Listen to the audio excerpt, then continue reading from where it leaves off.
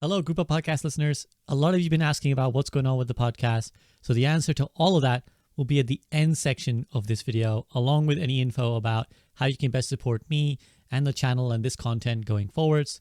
But right now, I'm going to let you get straight into the podcast. But yeah, if you want those answers, listen right till the end or skip forward till the end, and it'll all be answered after the podcast ends. All right, guys, welcome for another episode after a long time of the Group Up podcast.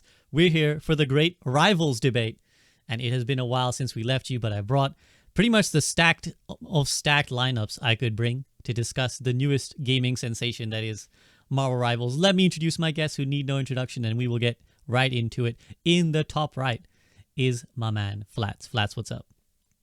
Hello, it's been a while. I took a little break for a bit, and I'm glad to be back. Glad to have you back. Glad to be back myself. It's been a long break. I've started getting comments on my older podcast episodes like, when's the next episode, SCB? Why aren't you done a great Rivals debate? So here you go, commenters. You finally got what you wanted. In the top left, mogging, as you probably will for the majority of the stream when he's not talking, especially, is Bogur. Bogur, what's up? Hello. I play Marvel Rivals. 17 hours apparently yesterday. 17 hours with Doki. I have addiction, and this is our, what was it? Marvel Rivals Addicts Anonymous. We're talking about our addictions.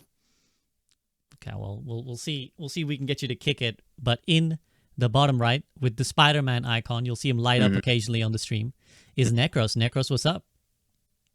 Nothing. I'm feeling pretty good about this, man. I mean, I don't know. I've just been like super addicted to the game. I was actually checking the other day how many hours I had streamed this month, and it was around like 300 and something. Yep. There's a slight caveat there. Well, okay. I mean, without this, you know what? Without that, it would probably be over 200 still. Eskay, tell them how many hours you have honest work hours. 266. 266. I'm like 250. I have to be close to that. I have to be close.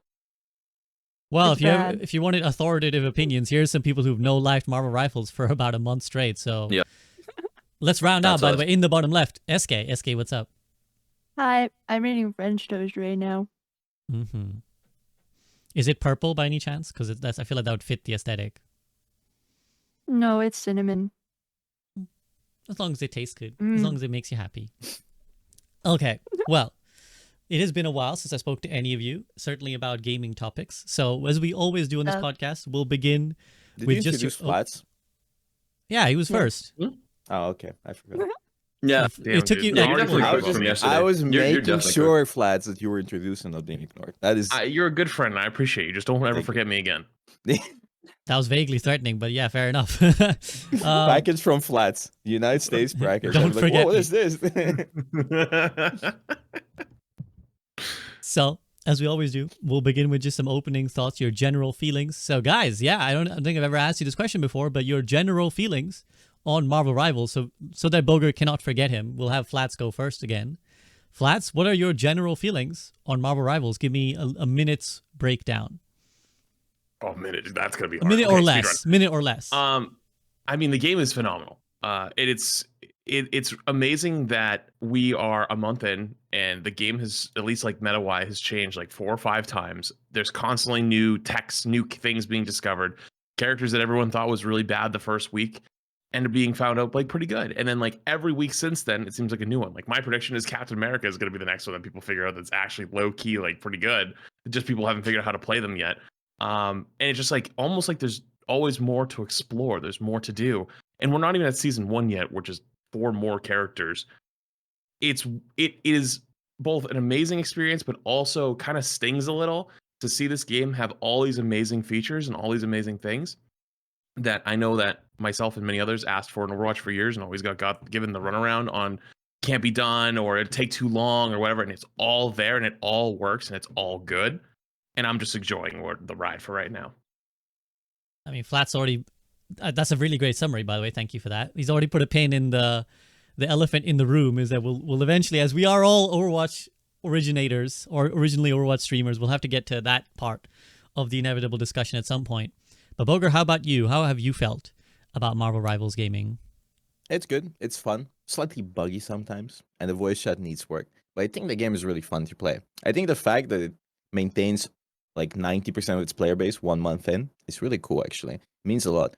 And I think the characters themselves, depending what character you play, they have so much you can learn, and there's still things people are learning even at 1 month in. It's just so cool to just sit there and one trick. Because if I play tank, right? I play tank, and I learned Strange really well. If I'm bored from Strange, I can sit and grind Groot, and Groot has so many different things you can learn. Or I can go learn Black Panther or Spider-Man, and there's like infinite potential to just keep having fun. And it was cool. And like Flat said, I think the fact that they did so many things that we asked for in Overwatch, and they did it immediately, says a lot. So I'm pretty happy, pretty excited. And I can play this game for 17 hours straight without I mean, I did have a mental breakdown, but without getting severely bored. So I think that says something. When it comes to you, Bogur, I think the mental breakdown is not really a control variable because it's just like that's happening everywhere. You know, like you're doing that when you're playing Life Weaver, you're doing that when you're playing Junkrat. I think that's just regardless but it's of the different game times of mental breakdown because I'm having fun with this mental breakdown, but I was not having fun playing Junkrat, right? So you see the differences here. That's progress. That's progress. At least you're having fun Yes. while you're breaking down. I feel like a recovering addict. Probably will never recover. But in the bottom right is another recovering addict, so Necros. How have you felt overall from Marvel Honestly, Rivals? ever since I got to try it in the alpha, like when I first tried the game, I was like, whatever. I'm like kind of bored of Overwatch. Let me just try this game. I honestly didn't expect to like it as much as I ended up liking it. And pretty much after that, I was just like super, super hooked. But yeah, overall, I mean, I think the game is like really fun. I think it feels super polished. Maybe sometimes a little bit buggy. A few things need to be ironed out, as Bogur said, right? But overall, like I knew when I first played it, I knew this is not another Paladin. This is another Overwatch, you know, in terms of like polish, right? And it really does sort of like just the way the characters play, it sort of gives me that early Overwatch 1 excitement where people were kind of like hyped to like combo stuff, you know, like I don't know, grab, dragon, all that sort of stuff. Like it's all sort of like it's so fun to like theory craft about the game, right? And I don't know, I just think it's really fun. Yeah, I mean, I think that sentiment is one I've seen a lot online, and I think we'll dedicate more time to that. But I think you've already brought up a good topic there about it's brought hype that I haven't seen in gaming for a while. Because there's been other games, and we'll talk about them as well. But like, you know, Deadlock, for example, all of you played that, I know. But it seems like Marvel Rivals is here to stay. Eskay, how's your toast? Hello. And how's your feelings on Marvel Rivals? I stopped eating because I got self-conscious that my mouth was moving. Marvel Rivals, I'm so addicted. The reason I have 266 hours in the last 30 days streaming is not because I'm on the grind for streaming. It's because I'd be playing 266 hours even without streaming, so I might as well click the start button. Um, um, During the alpha and beta, I actually did not have fun at all. I played it for like 6 hours and I was like, all right, this is fine. But all the I new remember that characters, actually. I remember that you DM'd me yeah. about it, and you were like, "I I know was if I like, want to play Marvel Rivals." And I was like, "Give it some time." I don't know. I think it was the characters, the new characters that came out, just like did it for me. They're so fun, and I play all of them. They're so freaking cool. And then, what else? I still feel like people haven't figured out the game yet, and I'm wondering how long it's gonna last before we optimize the fun out of it, or if that'll ever happen. Because, oh my gosh, I'm already playing against some really annoying things in ranked, like triple support, everything's unkillable, infinite support ults. I'm going crazy. Um, yeah, that's all I got. No, again, you're bringing up a good point that we'll definitely dwell on later. It's the charming period, around the honeymoon period, it's the fun period. We'll have to see how that lasts and how that progresses. But yeah, let's transition then into that discussion of like the wider gaming ecosystem, because a few of you've already mentioned that like the feel of it has been one that you haven't really felt in a while, like that it captures some sort of excitement that maybe we haven't seen since, at least we personally might not have seen since early Overwatch 1. So my question to you is why does Marvel Rivals seem to stand out as somehow different than some of these other competitors? Like I said, Deadlock is another one that people were hyped about, but now it feels like all of a sudden the sort of the train has hopped off onto Marvel Rivals, and it seems to be here to stay. So why Rivals? I'm going to go to Bogur first this time. Bogur, why has Rivals created some sort of secret sauce, or has it? Is it a false dawn?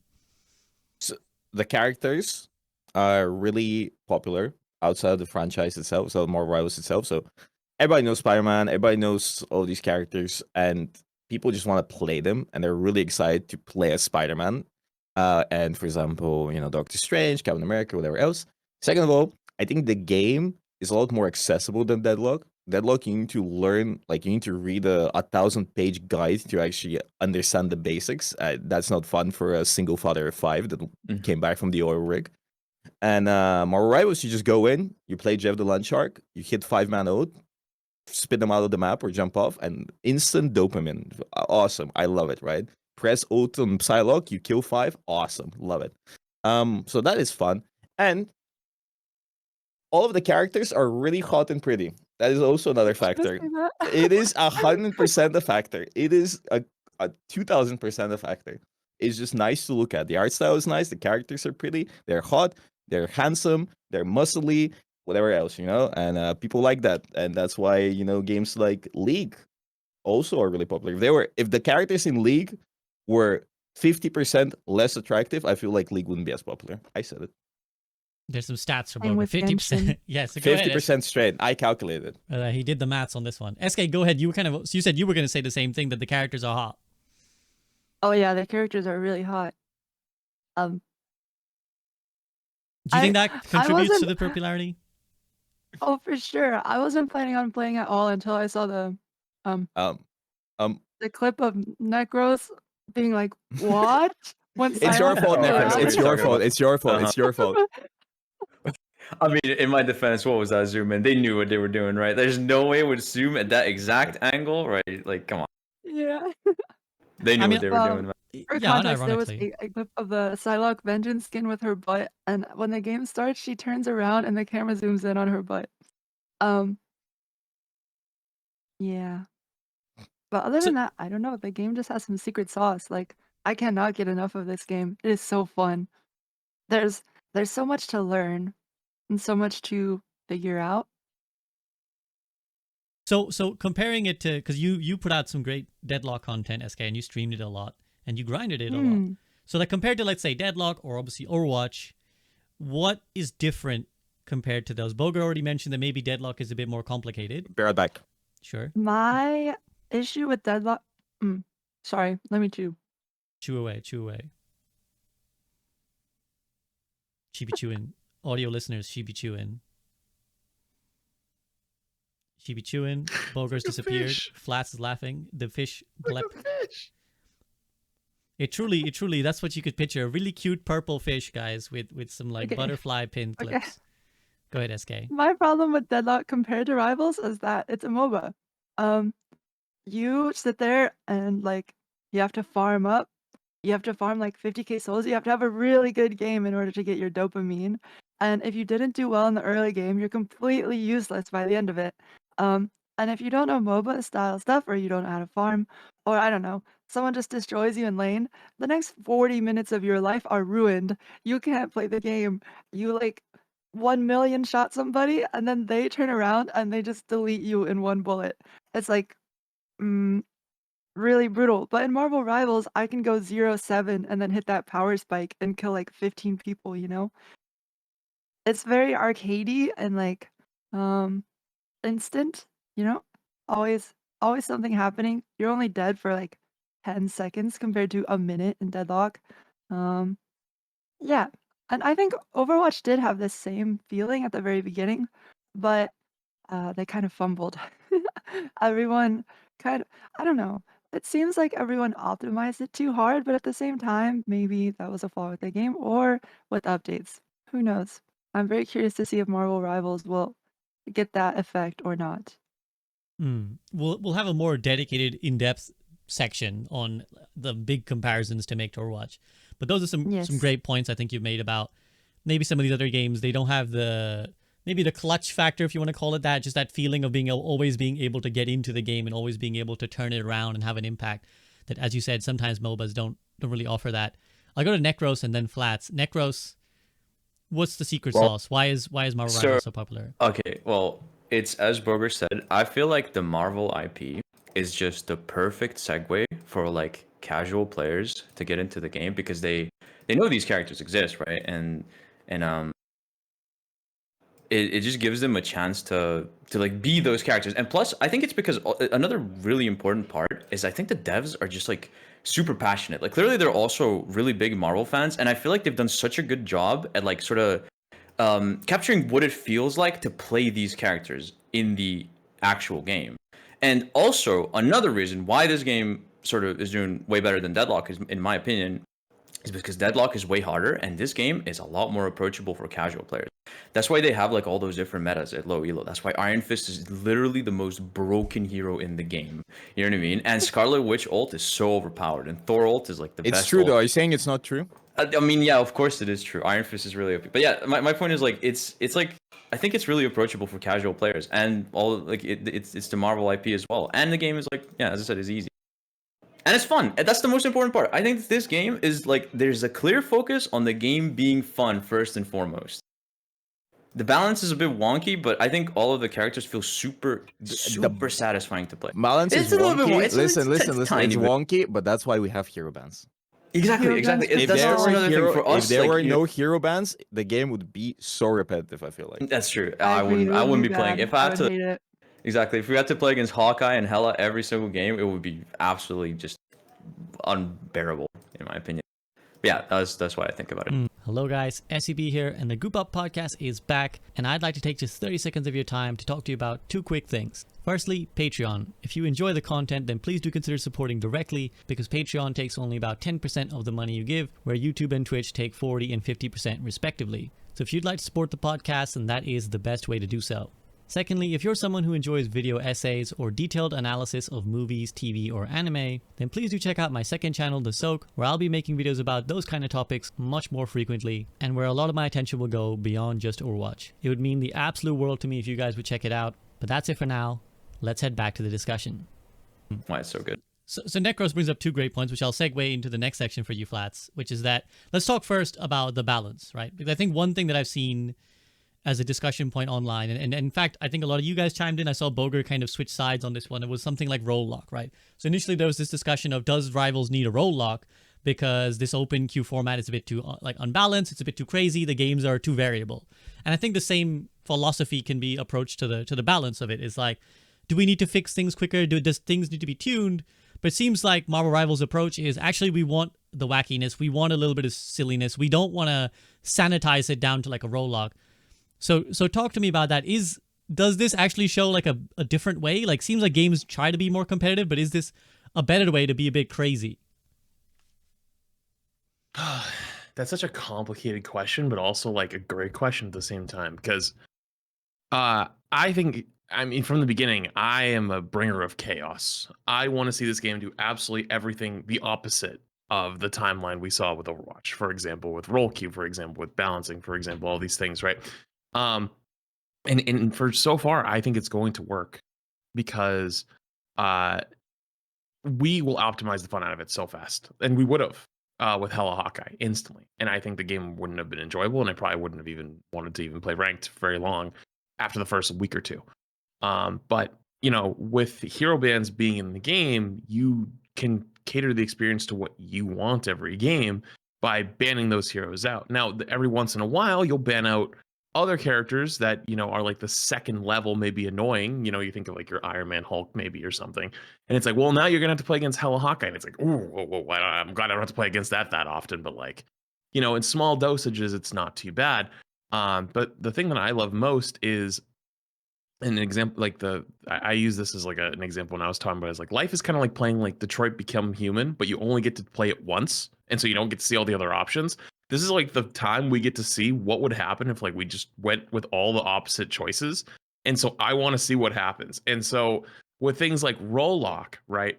We saw big queue time problems with Overwatch, and like that, like real talk, people do not want to sit in queue for 10 minutes. Like I literally don't give a fuck how many times your favorite streamer tells you that they want extremely balanced matchmaking. They want to have everybody on their team on the same rank and everyone on the enemy team the same rank, and they'll sit in queue for 15 minutes and wait. Nobody wants to do that shit. Like the reason you do that is because like you play the game all day long.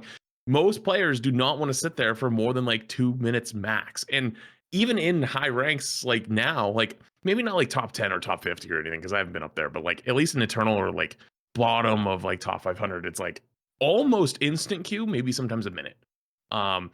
and it's great. I would much rather that experience, and even just being able to like flex and do whatever like at any moment is kind of nice. Like, you know, you don't really need the 222, but there is a lot of 222 pilled people. Like they will scream if they don't get the 222.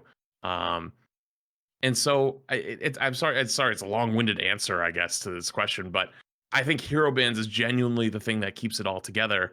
And the balance being everybody is powerful and OP in their own way works because it's great for casual players, especially. It's great for everybody because they have fun. But the thing that holds it together for the really sweaty gamers who want to play ranked all day, which are going to be most of your streamers, most of your content creators, most of your competitive gamers, is hero bans. That holds it together because in Overwatch, we would solve the meta within a week or two. And we would have done it again in Rivals. I'm 100% confident we would have figured it out within a week or two. But hero bans changed the entire game. And I'm going to leave it with this and let someone else take it. Team ups also change it as well. Yeah, I mean, I don't blame you for having a long-winded answer because it's a complicated question, as you said. So I appreciate that. There's a lot of really good points there. Let's take it to Eskay next. Eskay, is it like Flats is just a team ups as part of it, hero bans as part of it? Where do you want to go? What do you want to feedback on? Oh, the original question was about rule lock, right? Yeah, it was just about yes, I exactly. Go ahead. I'm I don't think they should add rule lock, not at all. For one, the queue times will be impossible to solve, and two, you can really just run anything and win. I think maybe the only requirement you could argue is that you have to have 2 strategists, but even 4 DPS, 2 strategists, or like 4 tanks, 2 strategists, I can win. I've gone against a team that was running 3 uh oh, they're called vanguards. 3 vanguards and 3 strategists, and they were completely unkillable. It was really cool. Or you get into a game where everyone plays strategists, and then you just run 3 of them. Like, why not? It's really good. It's cool. It's awesome. Um, uh, yeah, So do you you have feel like to. that helps the popularity of the game is that by allowing all these options, unlike let's say going for like a roll queue, people's experience is just fundamentally more fun somehow?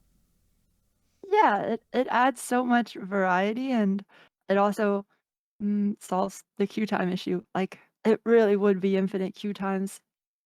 I think Overwatch learned that, and that's what got us into the I keep on talking about Overwatch. That's what That's got us into okay. the whole 5v5 or 6v6 thing, because role queue was implemented, and it introduced the impossible queue time problem.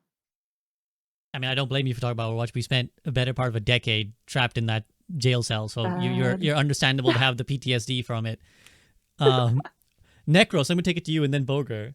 What do you What about rollout? about? So the wider question is it better for the game to be unbalanced? You kind of brought this up as well, where it's like, is it better for the game to be a bit wacky, a bit unstructured, the way that my rivals did? Or is it better, or is that line that Overwatch went down of like, okay, 2-2-2, we're gonna try and balance things really like well? What's working? I think it like I think it's better for the game for it to be more wacky because it's like more chaotic and more fun if everything is like, you know, just imbalanced. But as you said, okay, so in low elos, I feel like this happens less where people are just in low elos, people are just playing like whatever they want, right? In high elos is where it really matters when stuff is like when stuff is like super You can swear, don't overtuned, worry. and that's why the hero bans help a lot. And to answer the roll lock question, I feel like that also depends on who you ask.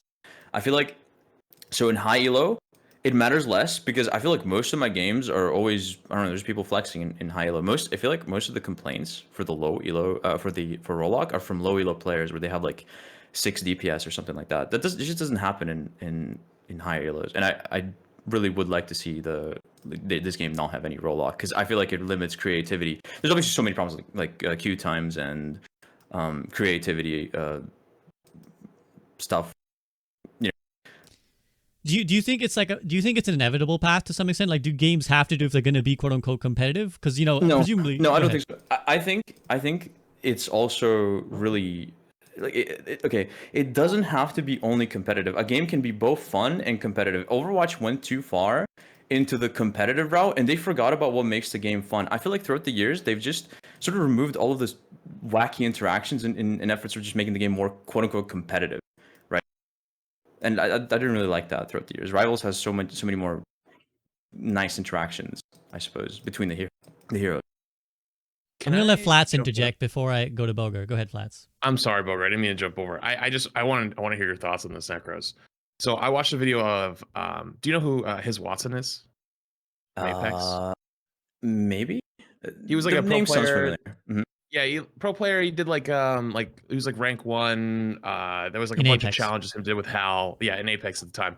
Basically, he came in with a video recently that talked about how Apex went from being a super competitive game to like, or it was like a casual competitive game. Then they leaned into the casual. Then they leaned into the competitive. Then they went back to the casual.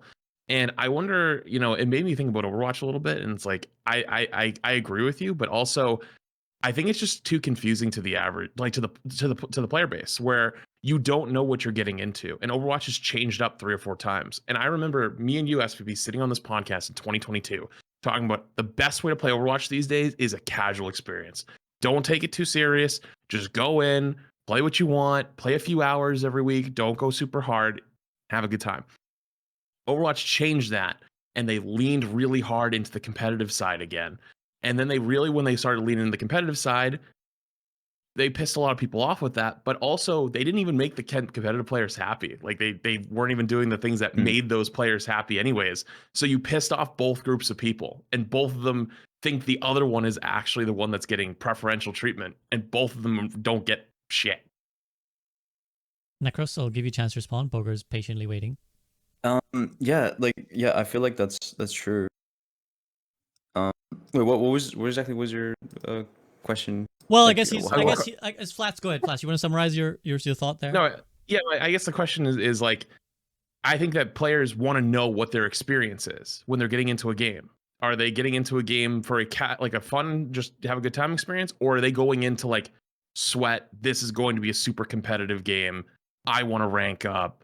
You know, like I want to take this seriously versus just having a good time with it. And the mistake that potentially Overwatch and Apex made is that they bounce between the two too often. Like they didn't stick to one. Yeah, I mean, I think it's definitely a mistake to like swap between them. I mean, I don't know. I think there's like a nice sweet spot where they can make both people happy, and it's definitely like a challenge to find out this sweet spot. But I do think that it exists, and I think Rivals. Don't you guys agree that Rivals has done like a pretty good job where I feel like the game is really, really fun casually, but it's also super fun competitively. I think the way they do it is good. It's really early in the game. That's true. Like, can I mog Bogur too? Go for it. What did I do? Yay! Okay, I want to say I feel like Overwatch has constantly put out patches that kind of dumb things down or reduce the skill of certain heroes, or remove interactions or cool text, to just make it simpler. And I've seen the complete opposite with Rivals, and that makes me happy.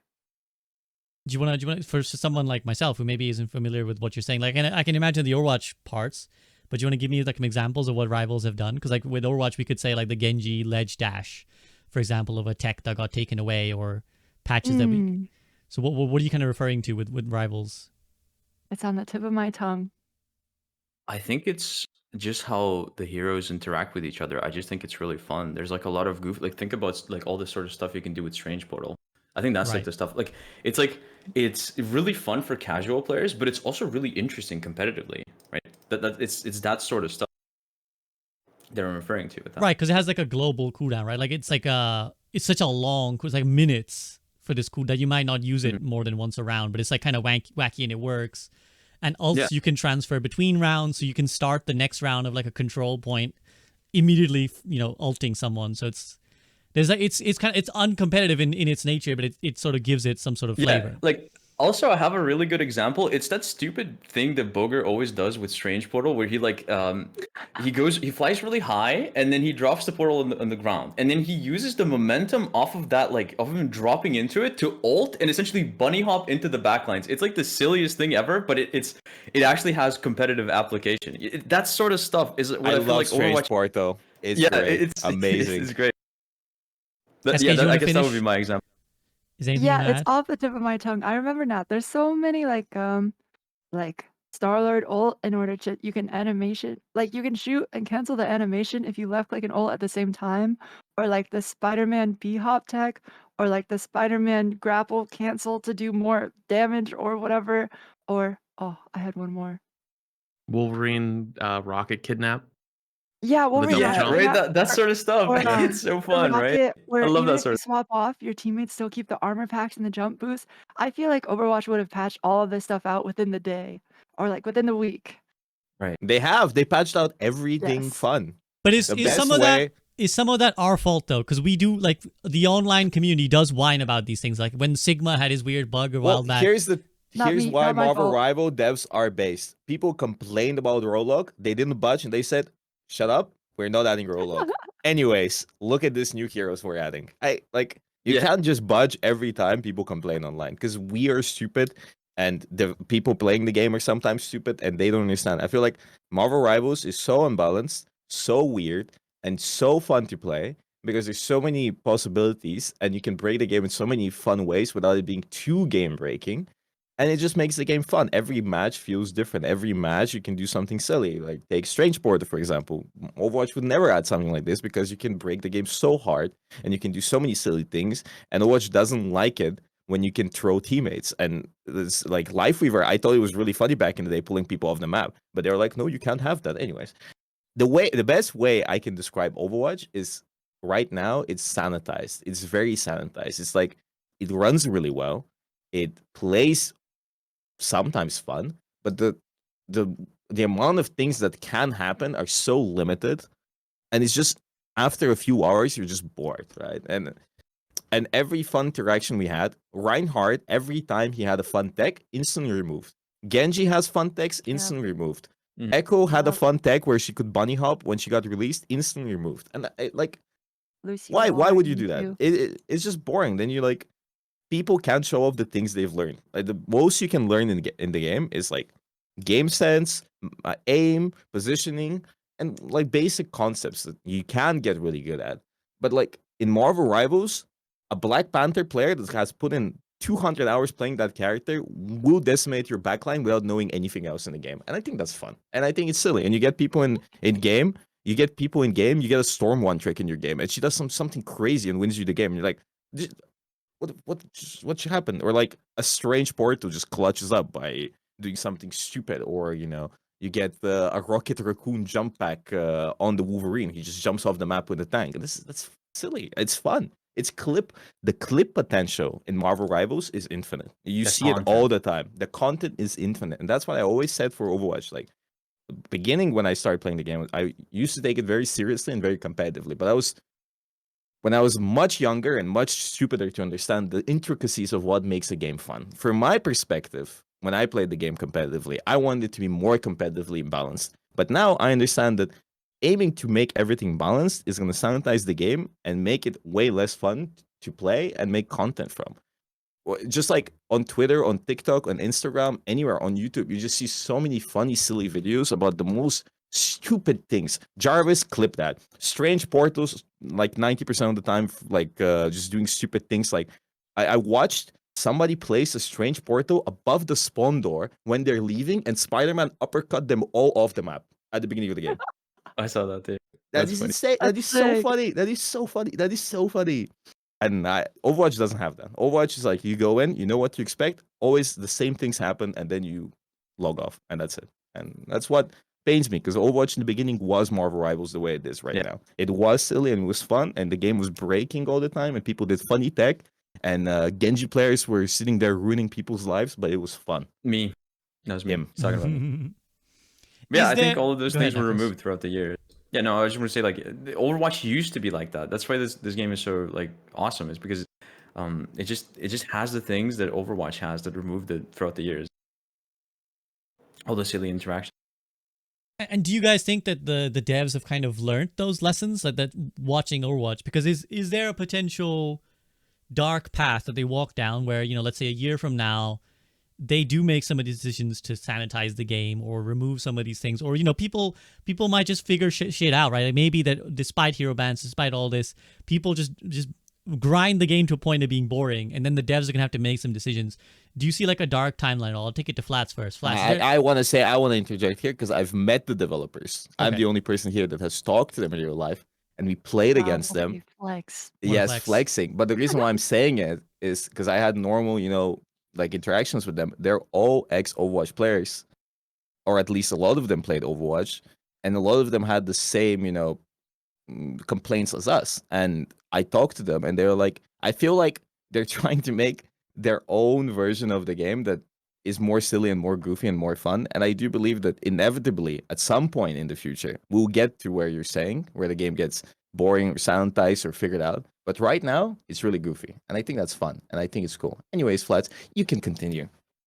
No, I'm glad you said that because I've never thought this, but when Rivals came out, like all my comment sections were filled with this, where people were saying like, it's kind of weird. Like this game has a lot of things that like specifically I've talked about in the past, like gripes I've had with Overwatch, like things that are in this game that are fixed.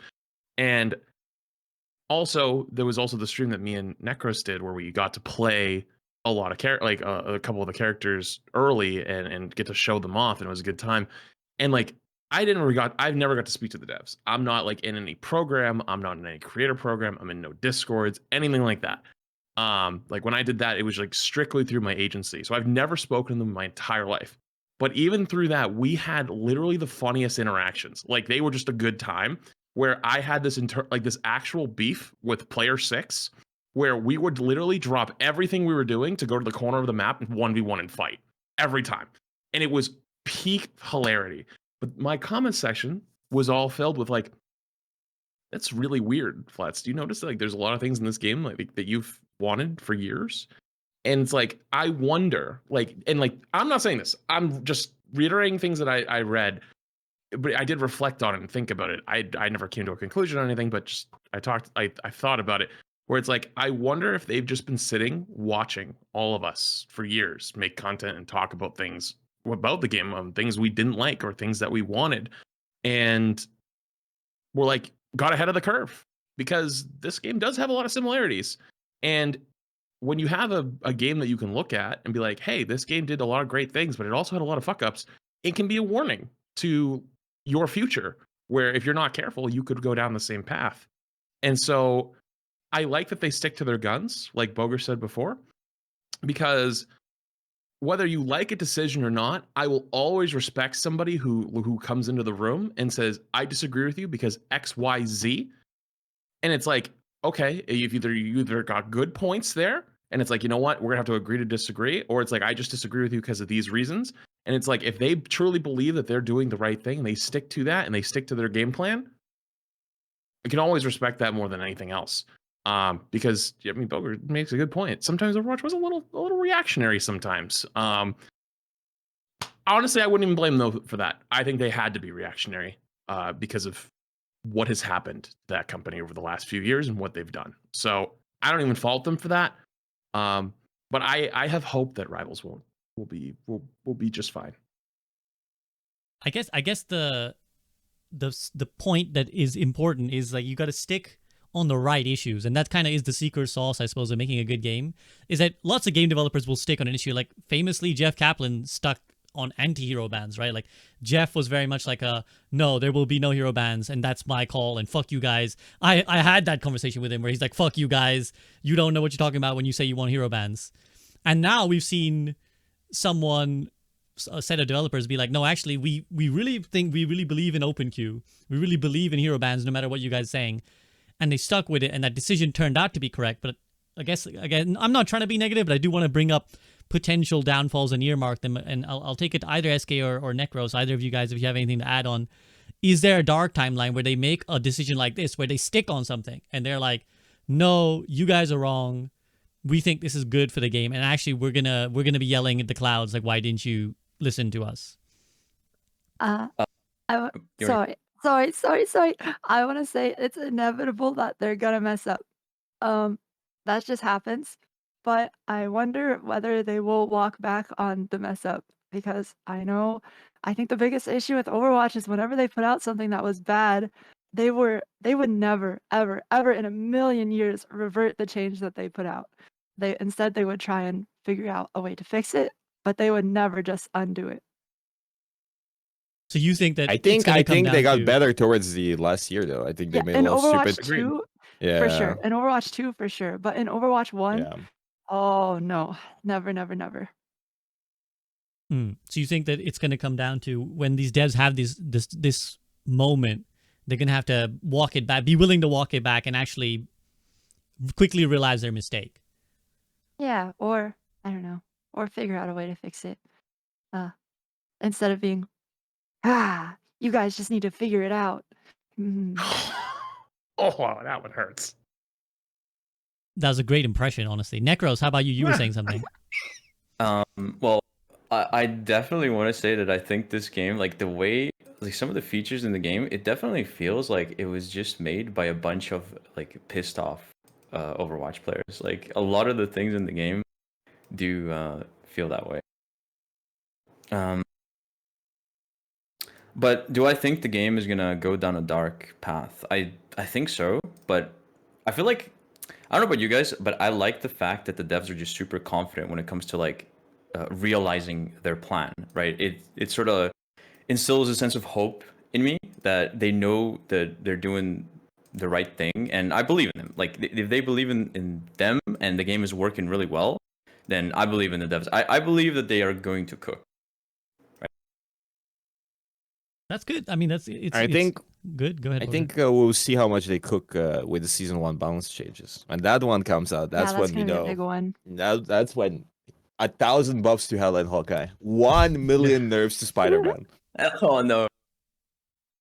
10 million buffs to Wolverine. Make Eskay able to play Psylocke whenever she wants to. Well, hero bands will keep that one in check. Oh.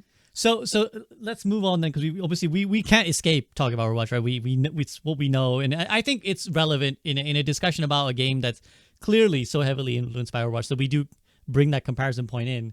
There's a few, you guys have already alluded to it, but there was a few big picture decisions that they went the other way with Overwatch, right? And we kind of already alluded to them, but 6v6, open queue, hero bans.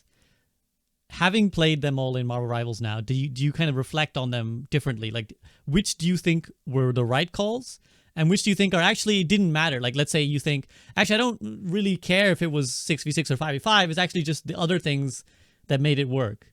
Like, which points do you think were good, and which points do you think were bad? I'll take it to Bogur first. About Overwatch in general? About let's say these three major decisions, right? Hero ban, 6v6, and open queue. Like, which were good decisions, and which were bad decisions? Between rivals and Overwatch, like what do you reflect on? I think back in the day, I was a really big supporter of Roku because the same reasons why people want Roku and Marvel Rivals. It was just really annoying dealing with having no supports or no DPS. There were so many games, even in high elo, where we'd have like 5 tank players. I'm like, oh my god, bro, we just lose this game. And all of the tank players would be amazing in the game, but like nobody could play DPS or anything or supports, and we would be at a disadvantage. So that kind of sucked. But I think, now that I think about it, those times with Roku and like it being added to the game, I think it severely diminished how silly the games could be and how fun they could be. Because I think it's hard to explain, but the potential for fun with no Roku, the ceiling is much higher, and the lows are much lower without having Roku, like with open queue. And oh, I'm getting a call. I'll be right back. Busy man, Sorry, busy guys. man, businessman. Oh, it's his food. Okay. Flats, how about you? Okay. Sorry, I was so interested in its thoughts that now I'm like, okay, all right. All right. Let's start with what was the three of them? What roll queue? 6v6 roll queue and hero bans. Okay, let's start with roll queue.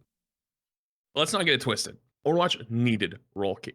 Roll queue is what held the game together, because at the time, unfortunately, we'll forget, Overwatch 1 and Overwatch 2 have legitimately, fundamentally different dev teams. Like, I bet there's probably less than 40 people that were from the original Overwatch team that still work there. And I mean, I don't even know how many people they have on the team these days. But the reason why we needed roll queue was, one, we were in goats at that time, but we had just come out of moth meta for like about a year, right? Which like everybody loved dive, right? Everyone loved dive. It was fun. But what people don't remember is if you didn't have a mercy on your team, you lost the game. Period. Point blank. He So if had you loaded into over a game, 100% pick rate. Over 100. yes. Yeah. If you did not have a mercy, you lost the game at the spawn room. So nobody wanted to play mercy. Mercy was boring. So you'd always have people social pressuring each other to play this really broken character. You had to play the character. If you don't have the character, you just lose the game. Hero bans would have solved that. Yep. Going into GOATS meta, Brig was designed to give support players something new, something fresh after getting feasted on by Tracers for the last year, and Genji's the year before that in 2016. And Jeff was stubborn. He believed that the game will figure itself out and players will figure out the meta and they'll get good. That's why it took 2 years and like, what the one time Sam's not here to not ask him how many Brig nerfs there was. I'm sure he's fucking 14 or something. He's probably streaming right now. He just went 21. Why the fuck did I just say 21? Like just like out of like something in the void just spoke to him. He just pauses his game and he's like, wait guys, I need to say something. Yeah. And it's like, because they were slow, like they were slow with their patches. It took like once every 3 to 6 months and it wouldn't be enough. And so they didn't know what to do. And they would buff things like Reaper to try to deal with it because Reaper was the tank buster. Rivals, Wolverine is the tank buster. And it's so genius that he does percentage-based damage based off your health. So he kills a squishy as fast as he kills a tank. And in Overwatch, when they buffed Reaper super hard, he was just steamrolling all the metal ranks. And so one day there was a Reaper nerf, and everyone was like, "Why the fuck did Reaper get nerfed? Reaper's not even good." And I remember that patch, and everyone was just confused. And it was because Reaper was like dominating all of the metal ranks at the time. Rivals kind of thought about that with Wolverine. So I think that OpenQ works in this game a little bit more because at the moment it's still early. Even if a character is a must pick, absolutely giga broken, or else we're gonna get screwed, we need this character, you can ban them if you don't have someone on your team that plays it at the start screen, because at the start screen everyone hovers what they want to play, and if they don't hover it, well then like you probably just end up banning it anyways. Because like if I load into a game and I don't have a Lord Portrait Hela, I'm banning Hela. If I don't have a Lord Portrait Hawkeye, I'm banning Hawkeye, right? If I load into a game and I have a Lord Portrait Iron Man, well, we're playing Hulk Iron Man. I'm down to go. You know, so it's like you kind of, and that's another thing. The Lord Portraits, like, I know it's such a small thing. It's something to work for as a casual player, but even in the competitively, it kind of works. Because you're like, ooh, that guy plays a lot of that character. Like, he's probably pretty good at it. You know, he's got to this rank, has that. Hey, I trust that guy. So OpenQ, fine. Hero bans, literally is going to keep the whole game together. Without hero bans, I think Rivals would have just already kind of fallen off a bit competitively. 6v6 doesn't fucking matter if it was 6v6 or 5v5. The same problem would happen if we're talking Overwatch. Fucking, it's the Q times. It's the Q times more than anything. And I don't want to really. I did a little bit. I went back and played the 6v6 playtest, and like I just wanted to play Rivals the entire time. But I gave it a good shot, and I genuinely thought the game felt better with 2 tanks. It genuinely did. I thought it felt much better. But it doesn't matter because you're gonna sit in queue for 10-15 minutes if you're in DPS, and it's like that will kill it faster than anything else. So it's like you have your smallest percentage of players, which are tank players, in every game. Same thing is true in Rivals, by the way. Rivals doesn't have an abundance of tank players. So it's like there's not all these magic spawning tank players. And people always say like, oh, you got to make more fun tanks and make more tanks. Doesn't solve it. It just doesn't. The thing that solved the support problem in Overwatch was they changed the way support plays. It's more active. It's more DPS-y. So it's like you can play DPS and heal at the same time. Rivals, you can kind of do that too, which is why like it's more fun. But actually, like if you actually like more play like the super support like healing style in Rivals, you actually, I think it's better than the DPS style. Like that's my kind of like little controversial take so far, is I think it's actually better to be like more heal body than doing damage on support at the moment. If you have a good team, like good tanks and stuff. But regardless though, it doesn't matter how many players. I think if Rivals was 5v5 or 6v6 or Overwatch was 5v5, 6v6 doesn't matter. The open queue stuff, we needed role queue in Overwatch 1. In hero bans, I think hero bans is literally the secret sauce. Very Can I talk? Also, well, first. well, No. well. I'm actually gonna interrupt you. No. Sorry, Bogur. You eat your food Oh, because you okay, had a little no, bit. I'm not gonna eat. I'm not gonna eat it, but I just wanted to show it- what the food is to Yeah, go Flats. ahead. Show the food because you had a little bit of say. Flats has a bit of say. Oh, I want it's to hear not from Eskay Sugma. and Necros. It's What's sarma. that? That actually does look It's good. uh, I'm not gonna lie. it's that with looks cabbage really leaf. good. Nice. No, I just Oh. wanted to say one thing, and Uh-huh. that I think it's less about the big changes, whether or not they're good or bad. I think is that they keep changing the fundamentals of the game so often that the people that fall in love with, no roll lock and 6v6 and then 5v5, every time they get used to it, they change up the fundamentals, and then people are like, okay, but this is not the game I want to play, and they get a new player base, and new people play it, or some people stay, but a lot of people leave. Anyways, go ahead. So I'm gonna take it to SK. Necros, unfortunately, you don't have an avatar that lights their face up that makes me know you want to talk. So if you do want to say something, just like start flashing that Discord icon, man. Yeah. So I know you're coming Start through. tapping on the mic just like this. Yeah, just be like SAB, SAB. So I'm gonna take it SK first, and then you, Necros. So SK, Flats gave a great summary there. I mean, I think the point that I heard you agree on was roll queue was needed. We were kind of talking about the history of Overwatch, right? And Bogur was saying that maybe open queue was more fun, and when we went to roll queue, we sanitized too much. But you were like, no, we needed roll queue. So do you reflect on that now in Marvel Rivals as well? Yeah, I do feel like. Wait, in Marvel Rivals. Well, At the both. Talk time, about both. Talk uh, about both. Okay. In Overwatch, we definitely need to roll queue. They couldn't figure out how to fix goats. 3 tanks, 3 supports, and Okay, I'm sorry. Huh?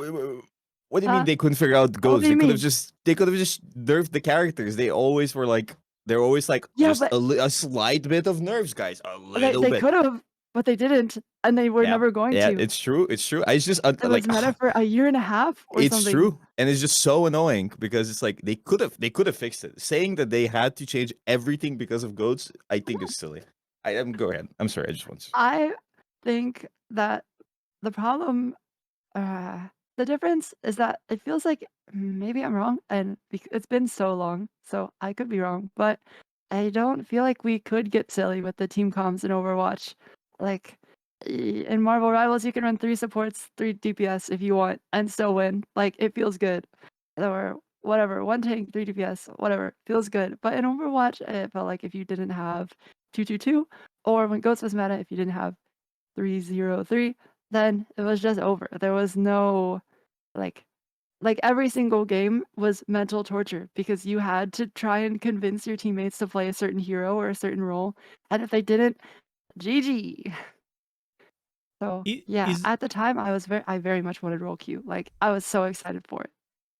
Is there a future where that happens for Marvel Rivals? Because obviously we're very early in, and Flat said kind of hero bans Maybe. holds it all together. But is there a future where people figure out, okay, this is the optimal thing, and then even when we ban these things, this is the thing you do. Like you have to have 3 strategists or whatever.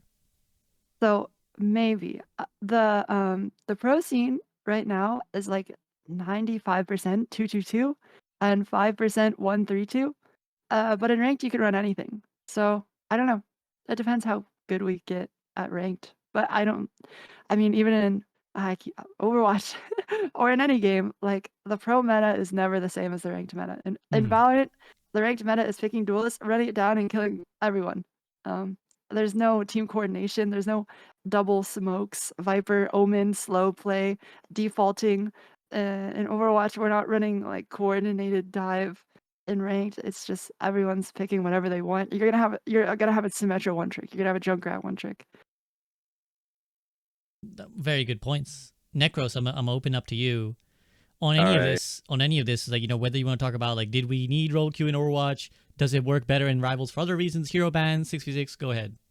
I want to talk about 6v6. I think 6v6 is absolutely necessary because I feel like it's what contributes to the chaos, and chaos is extremely fun, right?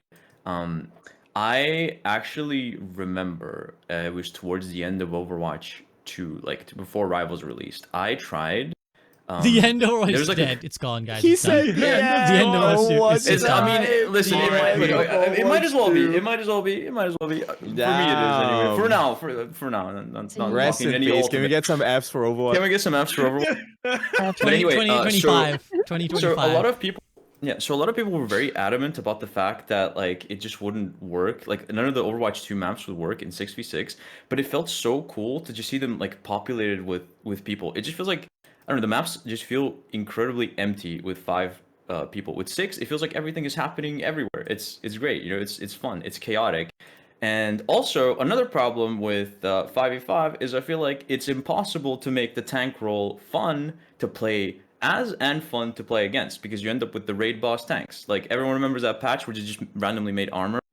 Instead Oh of reducing God. what like 5 damage is like 30%. Yeah, that was not fun for anybody, right? Like it was impossible. It's just no fun to duel a tank. Whereas in the early days of Overwatch, I'll use Genji as an example because I used to play that hero. If I fought a Winston and if I just absolutely popped off, I could click his head 3 times and that dude was dead. What do you think the odds are of that happening in Overwatch 2? 0, because that's Zero. on like 7 Zero. shots. It's just not gonna happen, right? But there was like I really enjoyed those interactions between tanks and DPS in Overwatch 1. Like if the monkey popped off, he could like kind of bubble dance and juke me. But if I popped off, I could absolutely kill him and headshot him. And on top of that, I would get rewarded a lot because you get a lot more ult charge at the time. This is like what's sort of present in Rivals. I feel like tanks are really strong, but you can 1v1 them still. You can absolutely 1v1 them. Are you gonna win? Probably not, because they've got like really good defensive tools and they can just stall forever. But if they mess up, you can kill them, and I like that. I feel like that's what's been lost. So I really like the fact that I feel like that's impossible in 5v5. And I guess I open queue adds to that. Go ahead, Eskay, Bogur, one of you want to Yeah. Eskay, go ahead. I want to add to that the chaos in Marvel Rivals. It feels like fights are never won. Well, like they're won, but when someone gets a pick in Overwatch 2, uh, everyone just runs away and sits like hides It's over. because if you fight 4v5, it is over, like no matter what. But in Marvel Rivals, someone can die at the start of the fight, and then it's still winnable. Then you kill like 3 of them, and you're like 4v2, and then somehow they all come back and it's winnable for them, and then you're like 2v6, and then it's somehow still winnable for you. It's just you never know who's gonna win a fight. There's always a chance, and I think that's really cool. That's Bogur? what adds to the fun and the chaos. Good point, Eskay. Bogur, you were trying to say something as well. I was saying that I feel like I really enjoy the way vanguards are in Marvel Rivals compared to how tanks are in Overwatch, because tanks in Overwatch 2 feel like really big DPS characters that are just there to do damage, and I don't want to play tank. I don't want to play damage. I want to play DPS. I want to. Back in the day with Reinhardt, it was all about the Rein v Rein and outplaying people. Now it's just go in the backline, swing at them, and Yeah. then kill them. And fuck, it's boring. Yeah. Okay, and then Boring. on It's Winston, so bad. it used to be, I farm the nano boost, I farm, I create space, I jump them softly. But now jump in, kill them, and if you don't, you die and you lose the game. And it's like I don't want to play DPS. I want to play tank. That's why I really like vanguards, because the vanguards are really like, you can kill the entire team, but for you to kill the entire team, they either first need to misplay and you punish them. Like tanks are really scary if you make a mistake, or 2, you need to play really well, and that's really fun. But if you make a mistake, you get punished for it. In Overwatch, you either explode instantly or nothing happens because of your mistake. It's so like, I don't know. I agree with Necros a lot.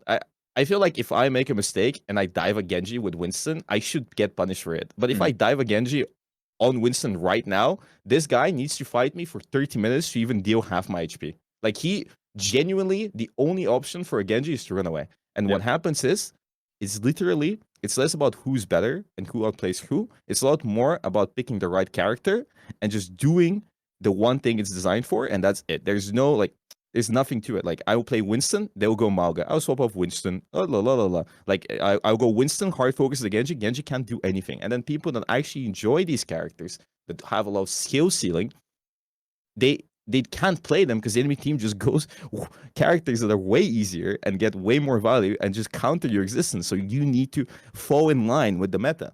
But in Marvel Rivals, except in really high level play and pro play, Necros can still get value from a dogshit character like Spider-Man, because we can ban characters that counter him, and I can pick Venom to give him another buff, and then Necros can actually do something, and that's really cool because the character is really fun, but it's really hard to get value from. Necros, you want to chime in there with you were referencing? Oh no, I the absolutely info? agree with them. It's super cool, and that's like another reason why hero bans are awesome is we can ban like for example, we kept banning like Luna Snow because she had like the team up with Namor, and he can like spawn those icy turrets, which are just Can the I bane of your existence. interject and say how stupid Luna Snow as a character is? Go ahead. I don't mind getting one shot by Hawkeye as much as I mind sitting AFK for 12 seconds. It is absolutely so boring. I'd rather die and respawn Luna than Snow sit Loki.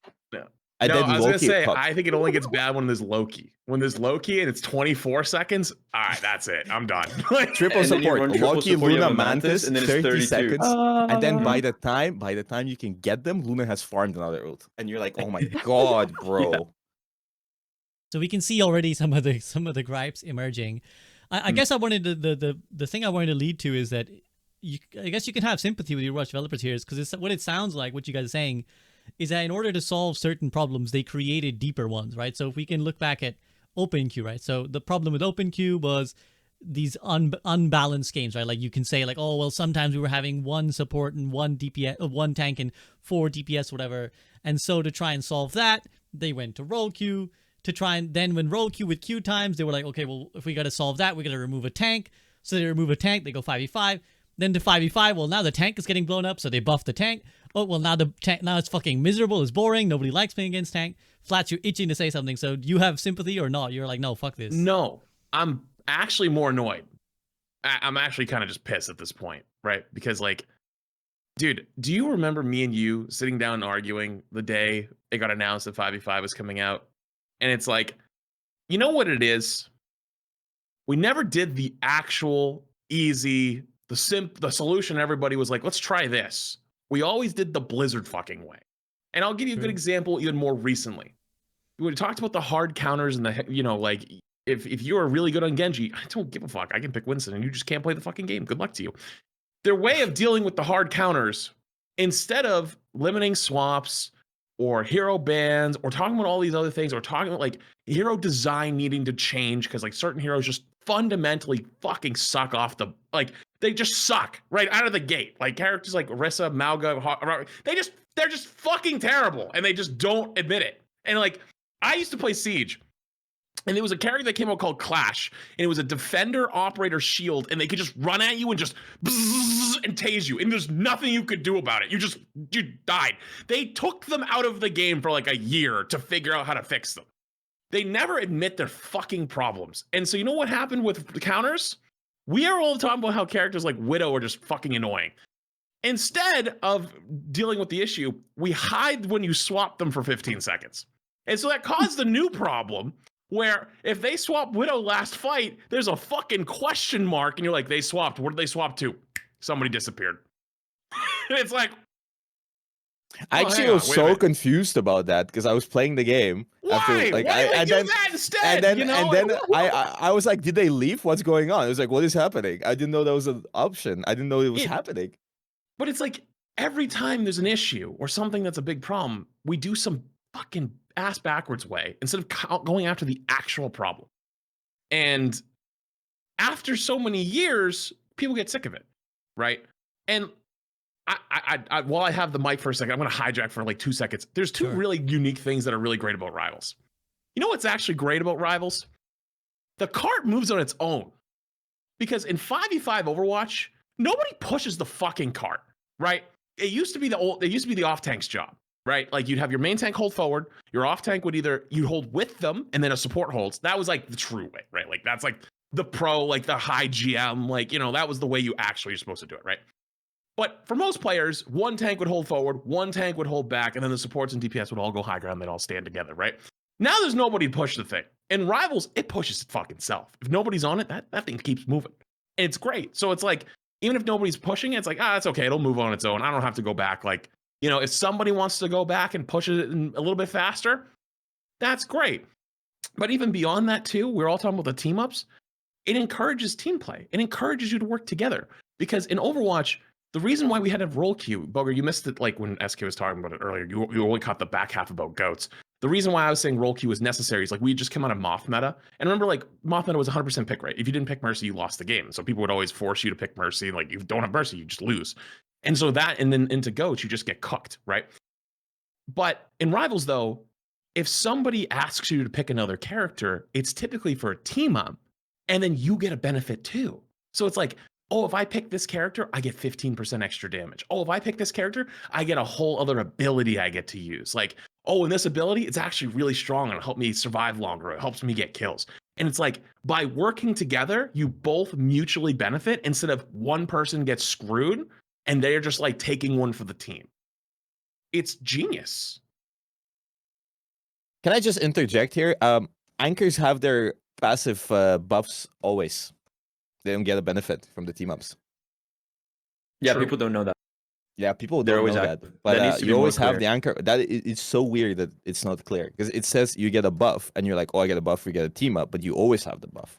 So Can you explain what the anchor is? Because people might not even know what that means. the anchor is like Hulk is an anchor, like the character that allows for the team up to happen in the first place. Because if you have Mantis and Star-Lord, for example, you don't have the team up. Or if you have Doctor Strange and Iron Man, you don't have the team up. But if you have Hulk and any of those two characters, then you have the team up. And Hulk has bonus HP as an anchor, but that's not an anchor bonus. That's a seasonal buff. So it's actually kind of weird because at the end of the season, he's going to lose 150 HP, which I think is going to make him really bad. Anyways, I agree with Flats. I think I find his passion for Rainbow Six Siege balance really funny. I feel like he Another has trauma. PTSD from that. Another I feel like trauma. he's been traumatized multiple times from multiple games.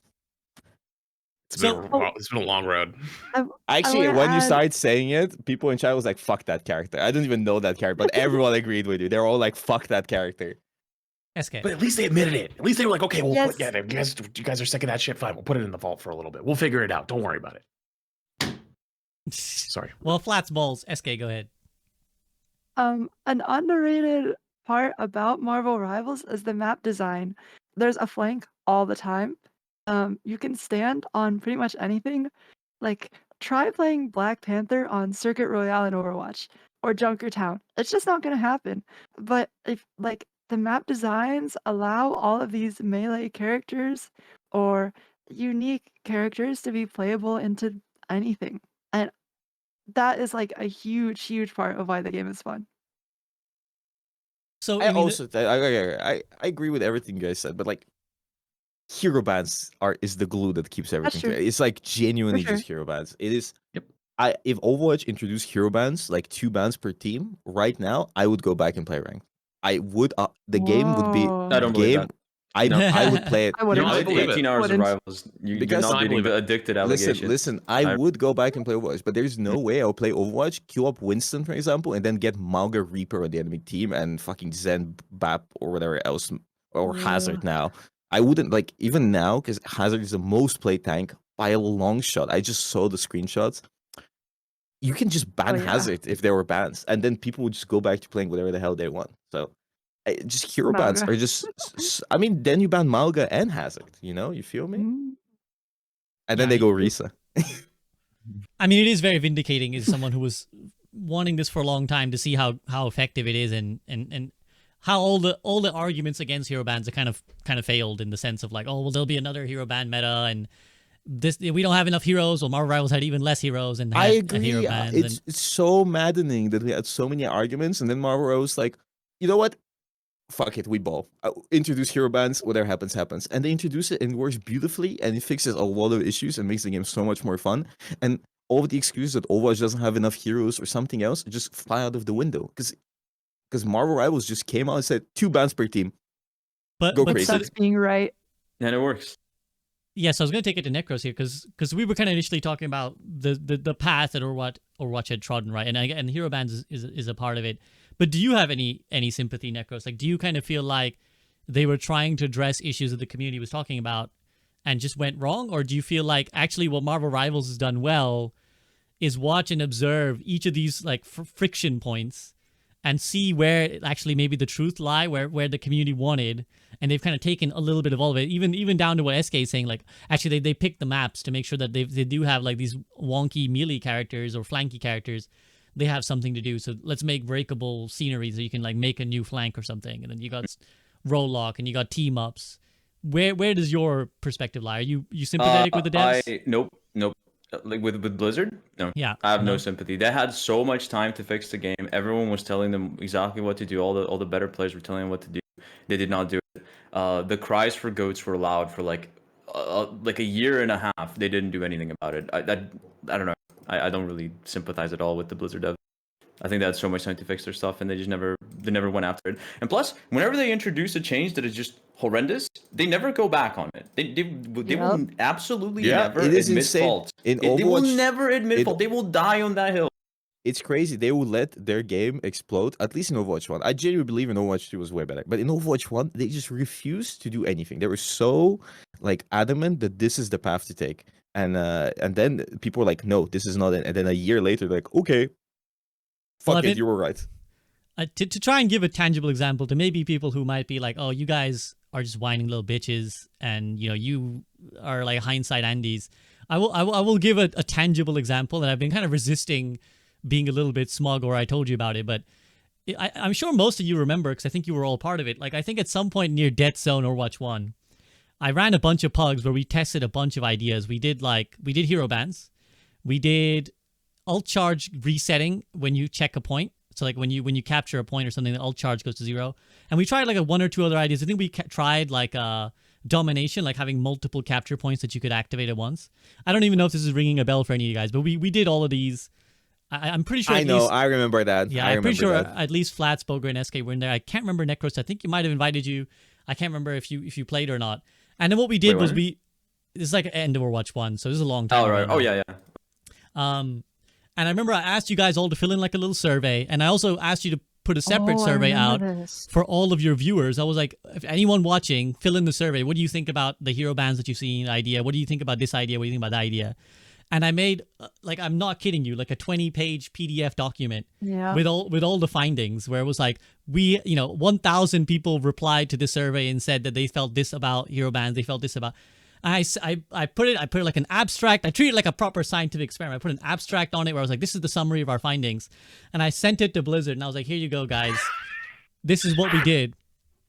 And I won't name names. I won't name names, but basically the TLDR was someone significant in the dev team was like, yeah, it's all good and all, but you think you want it, you don't. Literally, they were just like, you think it sounds good. The classic. Try it for like a month and you'll be bored. Just like, you guys don't know. Like take our word for it. Like we developed literally they were like, we developed World of Warcraft. People were bitching then as well about shit they didn't want. You guys, just you don't know. Just trust me, bro. That's the thing that gets me mad more than anything these days. Is because I was always told certain things are not possible. Things are not, we can't do that. People wouldn't actually like it. We've tested that before. It's not doable.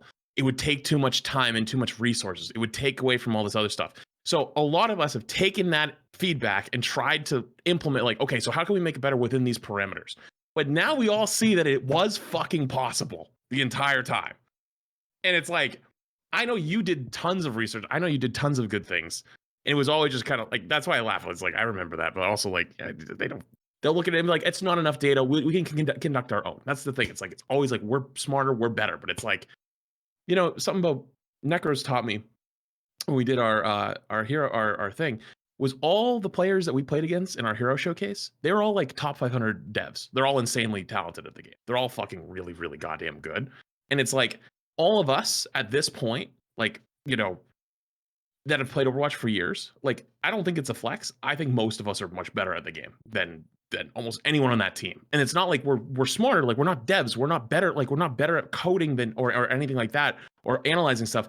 But when you have 6, 7, 8 years of experience with something, like that means something.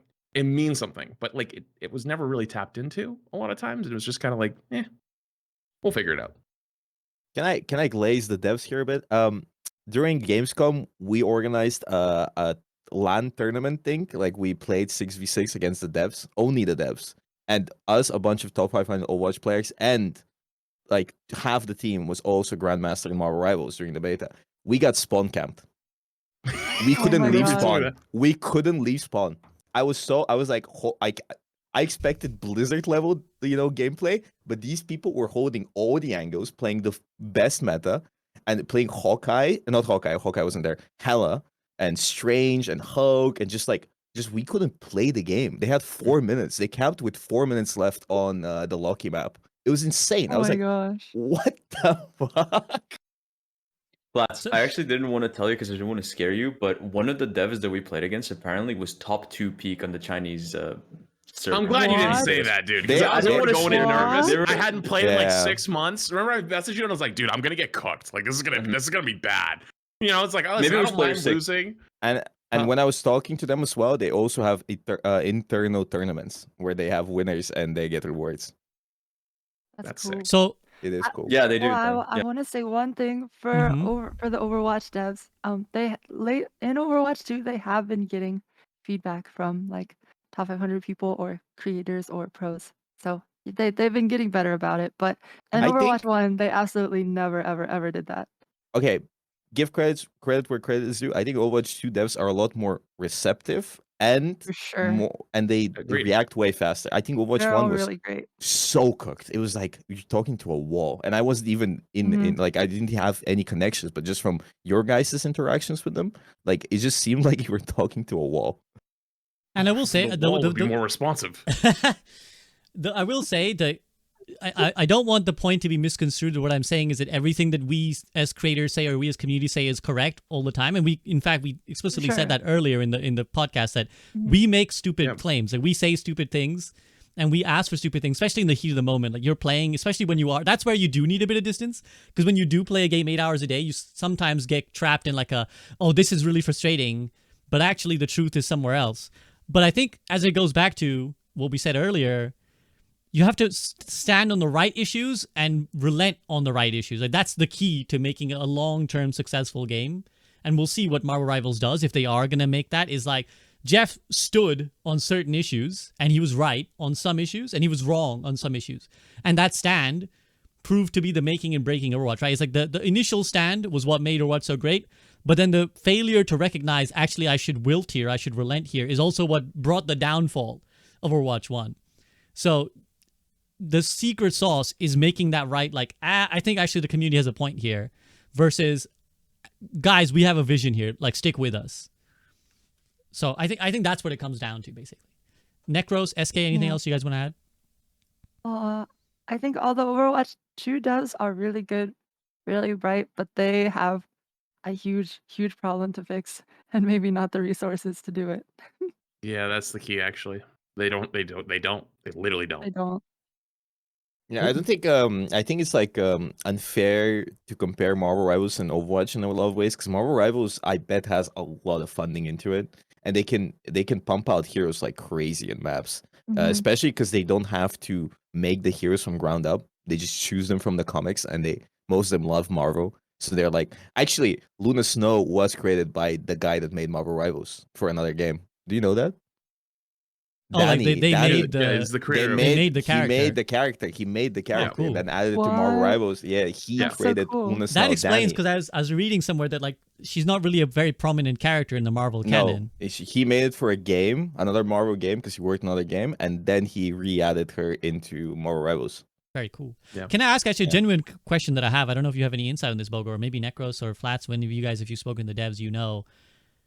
Does it actually speed up the process to have a because how much of the dev time goes into like ideating on a hero versus actually just making the model and the abilities? Like my impression would have been the majority of the time is in like making the model and the abilities and the like look of it and Yeah, the but- design, the balance of it.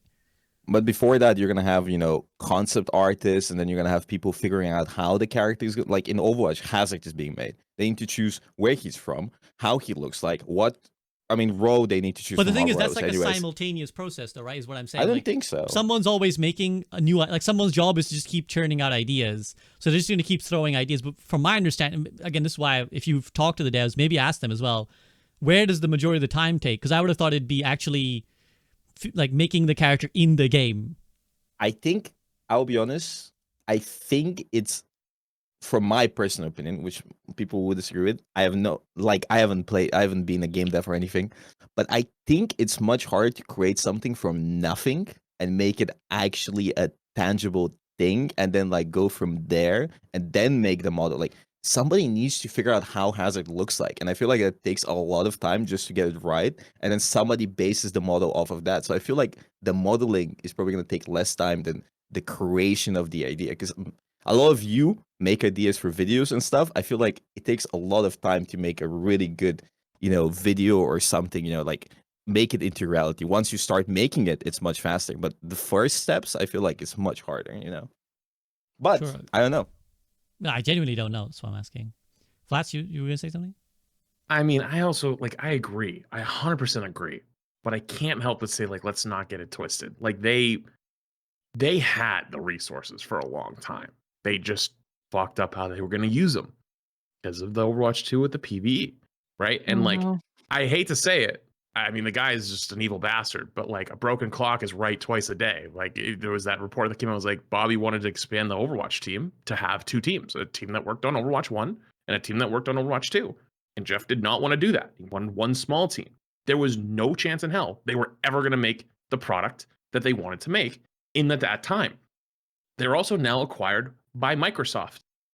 That deal has been in place for years, and it went through last year, and there's not shit. It wasn't even at the Xbox showcase. Overwatch, who is owned by that company, was not at the showcase. If they're not giving them the resources, then it's there's a reason they're not getting the resources, because it's not making as much money as it would need to make to get more stuff, get more into it.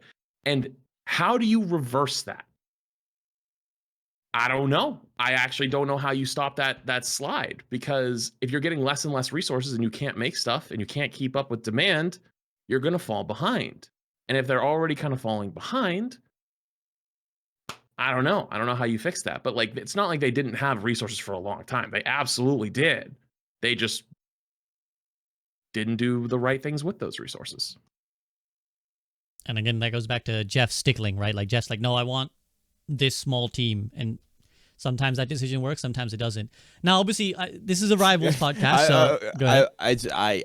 I feel like we've come from a really bad 8-year relationship, and the new person we're dating is treating us really well, and we finally learned what it's like being in love, or being loved by somebody, and thanks to it genuinely, this is how it feels in this podcast. This is right now. therapy for all of us. No, for real though. Someone's gonna say oh, you guys, it's Rivals, you're talking about so much Overwatch, but genuinely though, we are gonna be the people that have the most experience in the hero genre for the longest period of time, and we can be hey, we saw this happen, it's not good, don't do this, be careful, we're almost historians of a terrible era, we can look at these things and be these things didn't work, and it's I hope they don't happen here. And so yeah, I know it was we're probably talking a little bit too much about it, but it's it's important. It's important to know.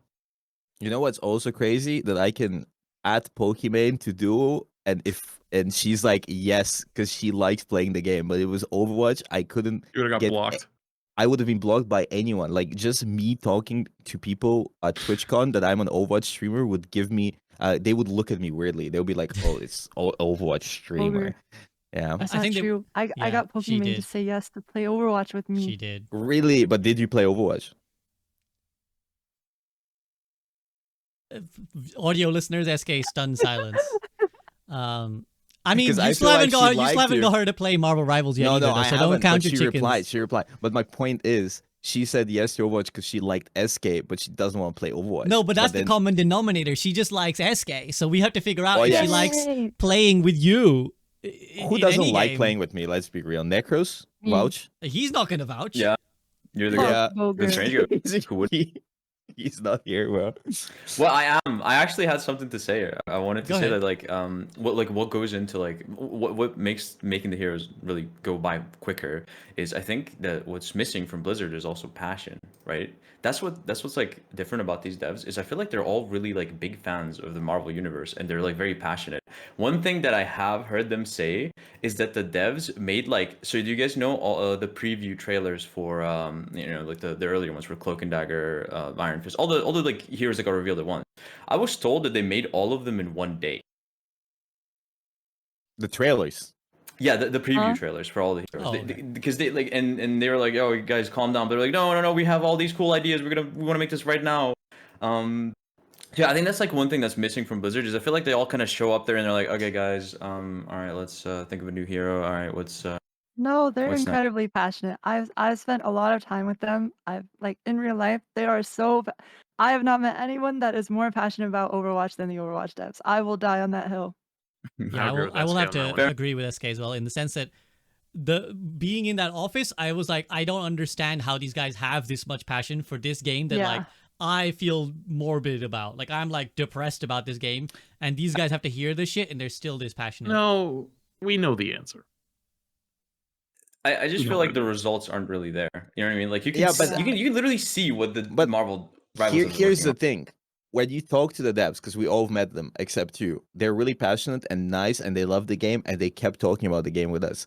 So you can't like you think about it, and you're like, these people really love the game and they love working on it. So what the hell is going on behind the scenes, right? So I don't think it's fair to blame the devs. I feel like there might be higher powers at play.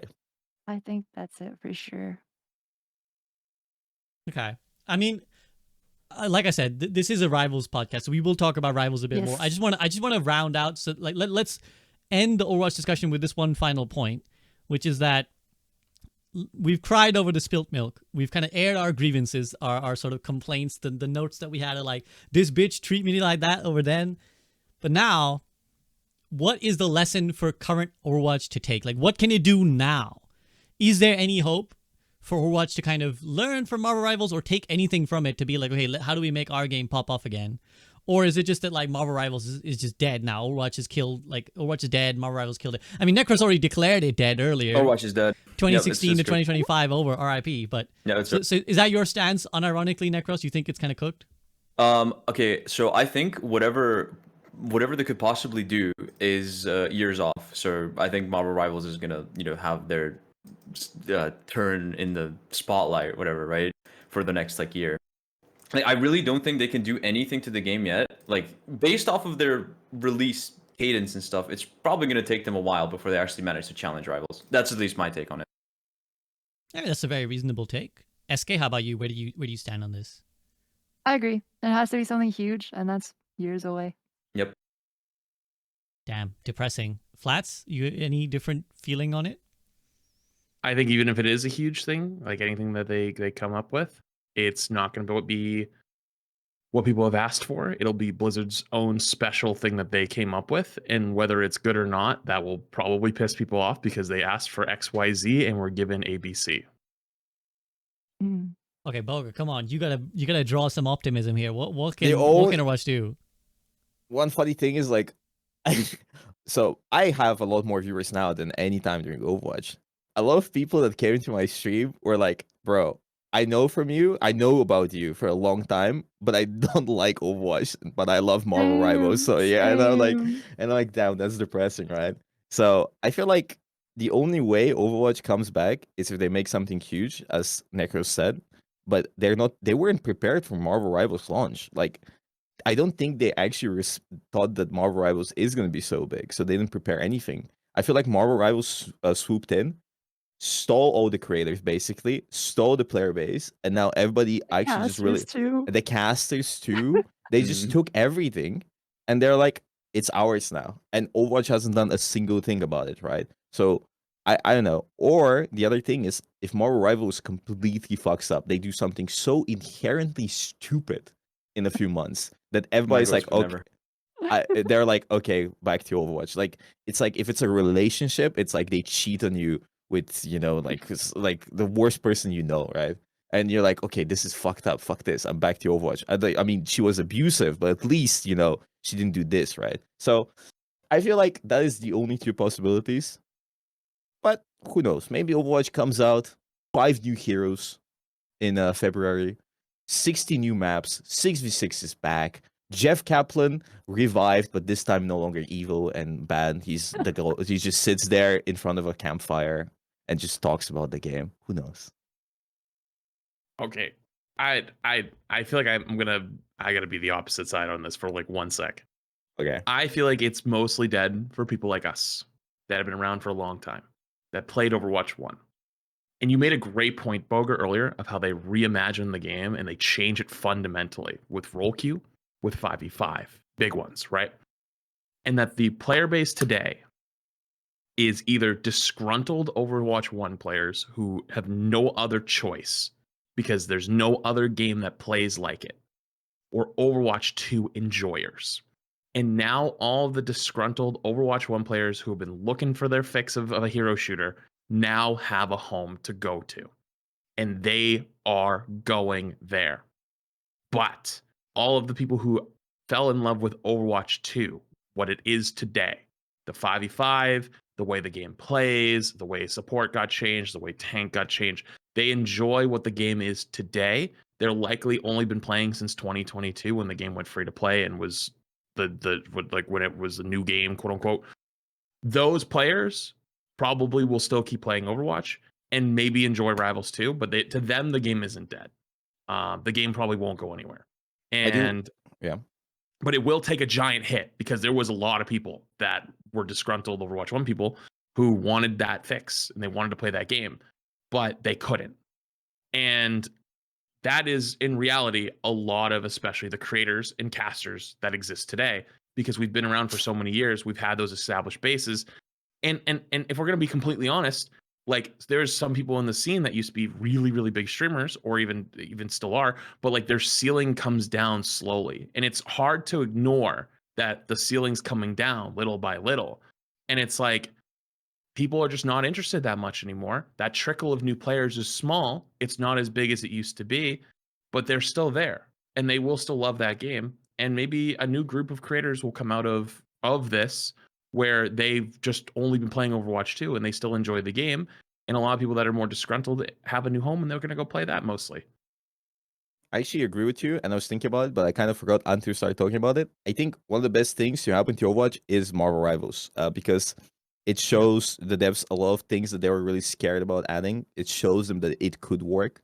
It removes a lot of people that are unhappy with the game, like us, that just didn't enjoy the game, and leaves a lot of people that actually enjoy the game to just play the game in peace. I mean, kind of not in peace because everyone keeps bullying them, but in peace. And I've seen a lot of other creators just slowly grow. And if we do stay forever in Marvel Rivals, they will inevitably take the spots that we left behind. And I think it's a good thing because I think it's way better for Overwatch to have creators that actually enjoy the game than us that sit there and bitch about it every single day, right? So I think it's a good thing. Ultimately, I think it's kind of rough right now, but when inevitably people like start, season 1, how long is the season Marvel Rivals? Like 3 months? 2? I don't know. No idea. 3 months. It's like 2. Yeah. It's 3 months. Like 2 months? I think it's 2. Either way, I feel like towards the later half of season 1, people are going to be like, okay, we've played it, we've done this. Let's go play some Overwatch, right? So people are It's 2.5 saying 3 months. months. People So are saying 3 It's months. 2.5. 2.5. Okay. It's 2.5, 2.5. okay. 2.63. So I feel like a lot of people will Repeating. kind of get tired with Rivals a bit towards the end of the season, which is Mm. normal. And then they will probably go back and play some Overwatch. And what's going to wait for them there are going to be people that actually enjoy the game. And I think that's cool. I think it's an interesting thought. It's a more positive thought. Yeah, I mean, here I'm going to try and provide a little bit of positivity as well, which is that to some extent the question I asked you is unfair because I don't think realistically it's fair to compare Overwatch 2 right now to Marvel Rivals right now because it's like so obviously like skewed to the fact that Marvel Rivals is just released and is popping off and has all the hype, right? And nobody's ever mad at a game in the first month. There's just never has it. Like if it's a good game, nobody's ever like, oh my god, look at all these bad decisions the devs are making. People are always like, oh yeah, this is great and that is great. And even this I thought what I would hate is actually really great. So it's more about a question of like a year down the line, 2 years down the line, right? And I'm sure the Overwatch devs are aware that they like this will happen. I think one thing that they can do is that right now Marvel Rivals is succeeding as the anti-Overwatch, right? It's like, oh, all the bad decisions Overwatch made, we fix them. We made all the good decisions. So if you liked Overwatch, you come to Marvel Rivals, like original Overwatch, you come to Marvel Rivals, you get original Overwatch. Somewhere down the line, that relationship will reverse. Somewhere down the line, if Marvel Rivals has like these hundreds of thousands of players playing, they will make decisions that the Marvel Rivals community will be like, why didn't you add Roadlock? Why do you keep banning the heroes I like? Whatever thing it is, right? They're going to make some decision that Overwatch then has the chance to be like, oh, you want a sanitized experience where you don't have 5 DPS in your team? come to Overwatch where we have role lock or whatever it is, right? I'm not saying that's the one, but there will come these times when Overwatch has the chance to market itself as the anti-Marvel Rivals. And I actually do think right now it hurts, and like I'm seeing fucking Dexerto trash journalism general articles of like Overwatch's viewership is dead, Marvel Rivals has killed it. And it's like I actually hate these articles so much in Twitter posts. It's like, just Me too. what's the point of this? Like, you're just farming clicks. Add money. Yeah, it's like That is the farmer. point. That's literally that is Yeah. actually the point. yeah, that's the point of it. Well, shit, I lost my train of thought. But I can tell you it's bullshit because they literally, one of the people they mentioned in that article was Emong, and it's like he hasn't even played that much Rivals. Like, what are you guys talking about? Like you just went through and like, who are top Overwatch streamers, and just like copied and pasted a bunch of the names, checked and saw if they've played any Rivals, and then hit paste. Okay. And then like every day there's a new post who's like, Overwatch is dying. Marvel Rivals taken over. Marvel Rivals the best game ever. Marvel Rivals way better. It's like, I swear Necros is writing all these posts. so the point I was gonna make Hey, it's a good game, man. so the point I was gonna make is that it actually is, right now it feels bad, but actually in the long term it should be good for Overwatch that there's a game in a very similar genre that's popping off that has people playing. Because right now, like before Marvel Rivals, there was like just Overwatch in this specific genre, right? It's like in the same way that Battle Royale games, they kind of feed off of each other to some extent, right? It's like by having 2 or 3 really popular Battle Royale games, they can constantly like steal from each other, but they're also keeping the genre alive. In the same way, Marvel Rivals is showing people what they loved about launch Overwatch, which is making them play this type of game again. And somewhere down the line, like Overwatch will feed off of it in the same way that all these big genres of games do. And I was thinking about this in a big meta sense of like, it's really hard for a game to stick like and remain for years as successful. Like there's only like 6 games that do that, right? It's like Fortnite, CSGO, League and Dota, and you know, whatever else you want to add. Like maybe you want to add Valorant, maybe you want to add like something else, right? But it's like a handful of games that actually stick for years. Everything else comes and goes, right? Everything else like, oh, it popped off for like a year and then it disappears, like eventually dwindles into obscurity. Overwatch at least has something, like it did capture this huge moment. It still did have this huge peak. And now Marvel Rivals, with this huge franchise behind it, this huge like behemoth behind it to churn out content, will bring people to this genre. Like it will bring people to the hero shooter, arena shooter, whatever you want to call it, genre. And that does leave a market, I think, for the Overwatch team to be like, okay, well, people like this genre. How do we carve our own little niche in it? So I think that is in my mind, that's where Overwatch should look with hope. Is like, okay, maybe we can figure something out in like a duality with Marvel Rivals, the way like League and Dota play off of each other, you know, stuff like that. Any thoughts on this end from you guys before we move on back to actually just talking about Rivals stuff? I didn't think about that. That's smart. That's fair. Necros, anything you want to add? No. Cool. I mean, Bogur's already put you on blast for ghostwriting on Dexerto, so Hey, what can you listen, do? I just know it's him. Bro. I am It's the him. writer. What if I am secretly the writer? While we're waiting Awesome. 20 minutes in Plot queue, he's twist. just writing the articles. I mean, honestly, I don't think there's any difference in your writing skills between these journalists and you who plays the game only and has never had any experience whatsoever. Let's be clear here for a sec. Damn. Okay, well, so you kind of alluded to it, but they're about to drop season 1 of Marvel Rivals. I think next week or this week. Like what, 4 days? Okay, so a couple days. Yeah. Couple days. What do you think it needs to get right in this first season for like the first season to be a good success? So I'll take it to Eskay first. Eskay, what does season 1 of Marvel Rivals need? I think it already has everything. Like the new heroes coming out. I don't know how much else is coming. You know, honestly, I really haven't looked into it. But Well, actually, Yeah, I do feel like any of the you new guys heroes have like coming an out, new authoritative skins. list of what's coming out that you can help Eskay out with? No. No, Like a you list don't of know? like what you want? What's coming? Do you know Or- what's actually coming right now? Like, 4 heroes, 3 maps, Oh. new battle pass, new fucking Okay. New tournament. new Wait, tournament. there's 3 Oh, maps? really? Yeah. Golly. Excuse Okay, my you know what? strong language. That's actually my Um, only complaint. That's literally it. Oh. okay, Yeah. Eskay, I'll let you finish your point and then we'll go back to the others. There's like a lot of bugs I want to see fixed. The voice chat thing, when I can't see who's talking, is really making me mad. Um, the ping to servers, I'm like teleporting around a lot. When I play Spider-Man and I'm doing a lot of uppercut stuff, sometimes I'll literally just like teleport back to where I was. Psylocke dash will have me teleporting, and I'm not exaggerating with teleporting. Like I am genuinely teleporting or stuttering around the map, or I have 100 FPS if fights break out, or if a Doctor Strange puts a portal in front of me, I have 50. My teammates are crashing out of the game when people open up Doctor Strange portals, and we're losing points because of it.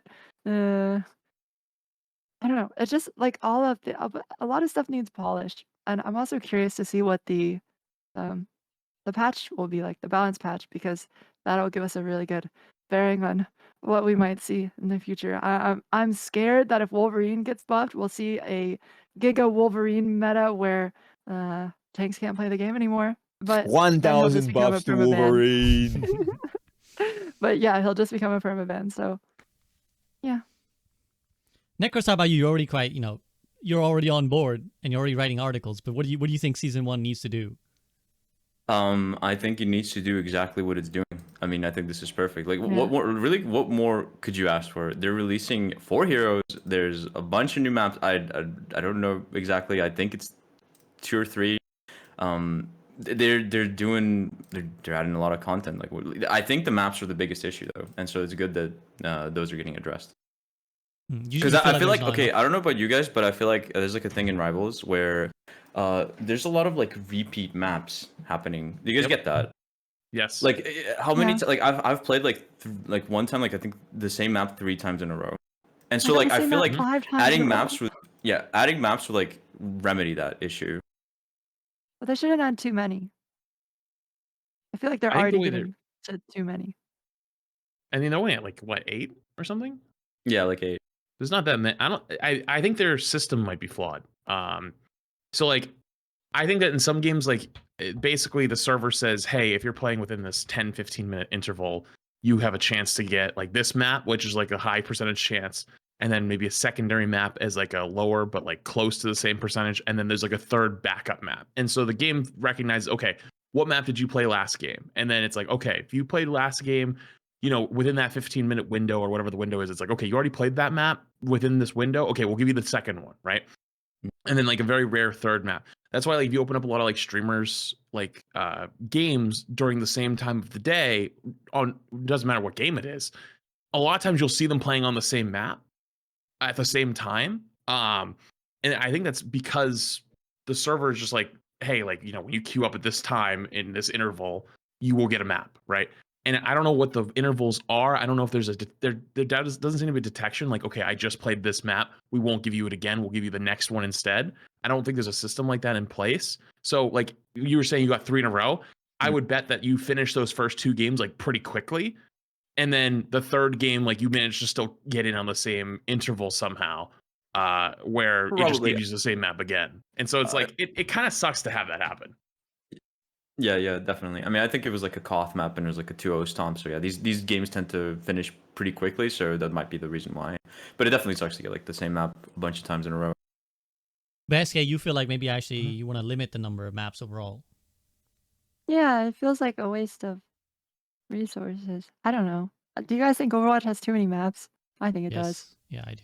Like it's getting ridiculous. I think it has too many modes. I think it has game too many modes. game modes. Yes, exactly, Flats. I was Yes. going to say the same thing. I think if the game focused on payloads and King of the Hill and hybrids and just made more maps like that instead of trying to make new game modes, it would be much better. Guys, does it have too many game modes or does it have too many bad game modes? Because I don't Yeah, think but anyone... the thing is, there's only so many good game modes you can make. Like there's only like people like payload and hybrid and King of the Hill are just inherently so much better than any other game mode. And there's like it dilutes it as well.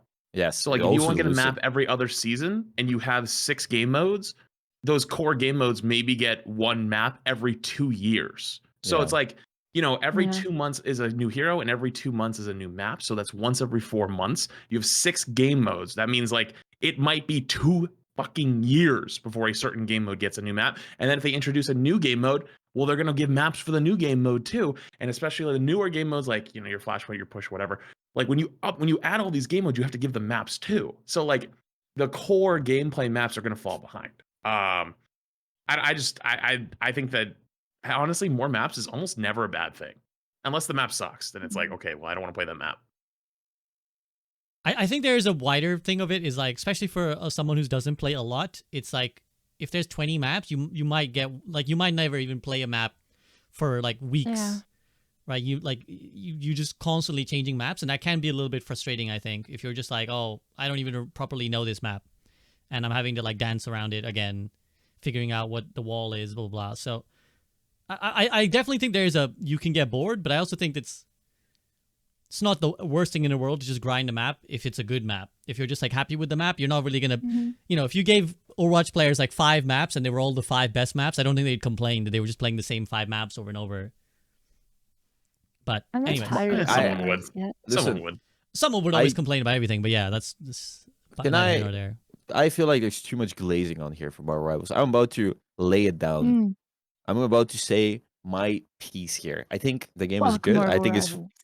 fuck that game. No, I think the game is fun. I think it's really good, but performance for a lot of people is Horrible. kind of ass. Not to mention some heroes, their abilities are tied to FPS. I've seen strange players remove, like, basically make as much FPS as they can so that they can fly into the team with their shift. Because so if you don't know, strange flighting, the distance you traverse is tied to your FPS. So if you min-max your FPS and have really high FPS, you can literally fly into the enemy team and strange out, and the enemy strange can't do anything. So I've counter it. I've Hard. seen it. I've seen some strange players start doing this, which is kind of annoying, not gonna lie. Second of all, as we mentioned, playing the same map over and over again, really annoying. Some heroes, like Hela, were broken in the beta, are still broken, and I'm really scared that they're not gonna do anything about it season 1.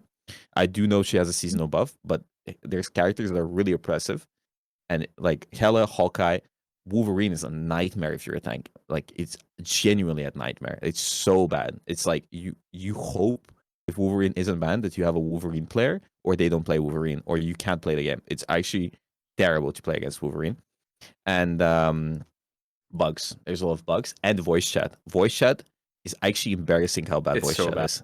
It's It's actually horrible. It's been so that way bad. since the alpha too. They haven't done Yeah. anything about it. I can't believe, like, I was living under the hope that they're gonna do something until the full release, but no, you can't, like, at least like being able to see who is talking. Like, that's like the worst part. Like, someone just says like, "Yo, bubble me" or something. I'm like, wait, who the hell is saying that? Yeah, saying you bubble? can't It's- see who's talking half the time. You can't see if you're talking, and then sometimes it randomly turns on your microphone. So I'm just talking. It's so bad. And the ping system is random. It's like you can ping the point in front of you, and it pings the mantis behind you. It's so bad Or it'll ping as your well. ult status. You try to ping the Iron Fist, fisting your backline, but instead it pings the point that's 50 million kilometers away. It's like, Yeah. either way. Anyways, these things, very fixable. But they were fixable back in the beta. They weren't fixed now. I hope they fix it in the future. Yeah, good points. I think these are again things that people will forgive for a little bit of time, but they won't forgive for a long period of time. Like, if that goes on for a while, people are gonna bitch the hell off. Like, I remember with Apex having those, like, they had audio issues for the longest time, right? It was like people were constantly complaining that, like, oh, you can't hear like someone's footsteps, or like there's suddenly random footsteps. And then, for a while you can be like, okay, that's fine. But after 6 months, you're like, this game is ass. It's not fixed this one problem. Blah blah blah blah. Oh, also the mouse moving or mouse something thing at the beginning. There was definitely something with it. It And wasn't mouse acceleration? acceleration. It was Wasn't mouse necessarily mouse moving. It was mouse acceleration. Yeah. moving. It's Oh. like It was I even something, tested and the it was really acceleration. messing with the game. There was no acceleration, but there might have been smoothing. Yeah. And then But I, there as was a tank config. player, don't notice it. I feel like it's a cope. I didn't notice it at all. No, I didn't notice I it either. really noticed it. There was a huge It's difference it's when a cope. I It's used actually the a cope. config and when I didn't. I can But imagine after a bit, it Eskay got would pick up fixed. on it.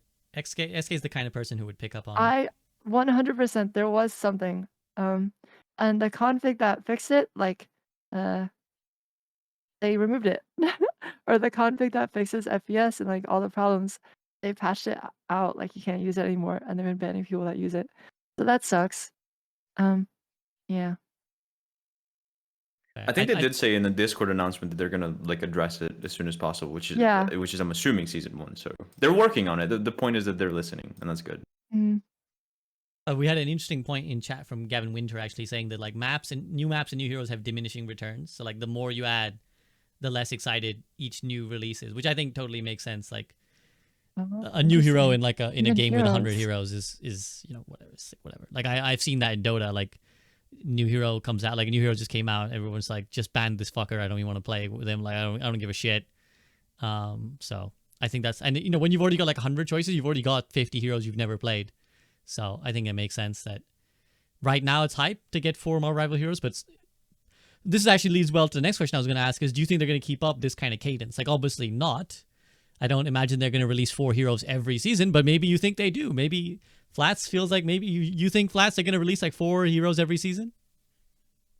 It depends how much money they printing. I mean, to be fair, if No they keep way. releasing 4 heroes every season, eventually there will run out of fun ideas, and it will be just heroes for the sake of releasing heroes. And I also think the 4 new heroes, or however much they might be releasing throughout this year, have been prepared beforehand because they've had a lot of time to do it.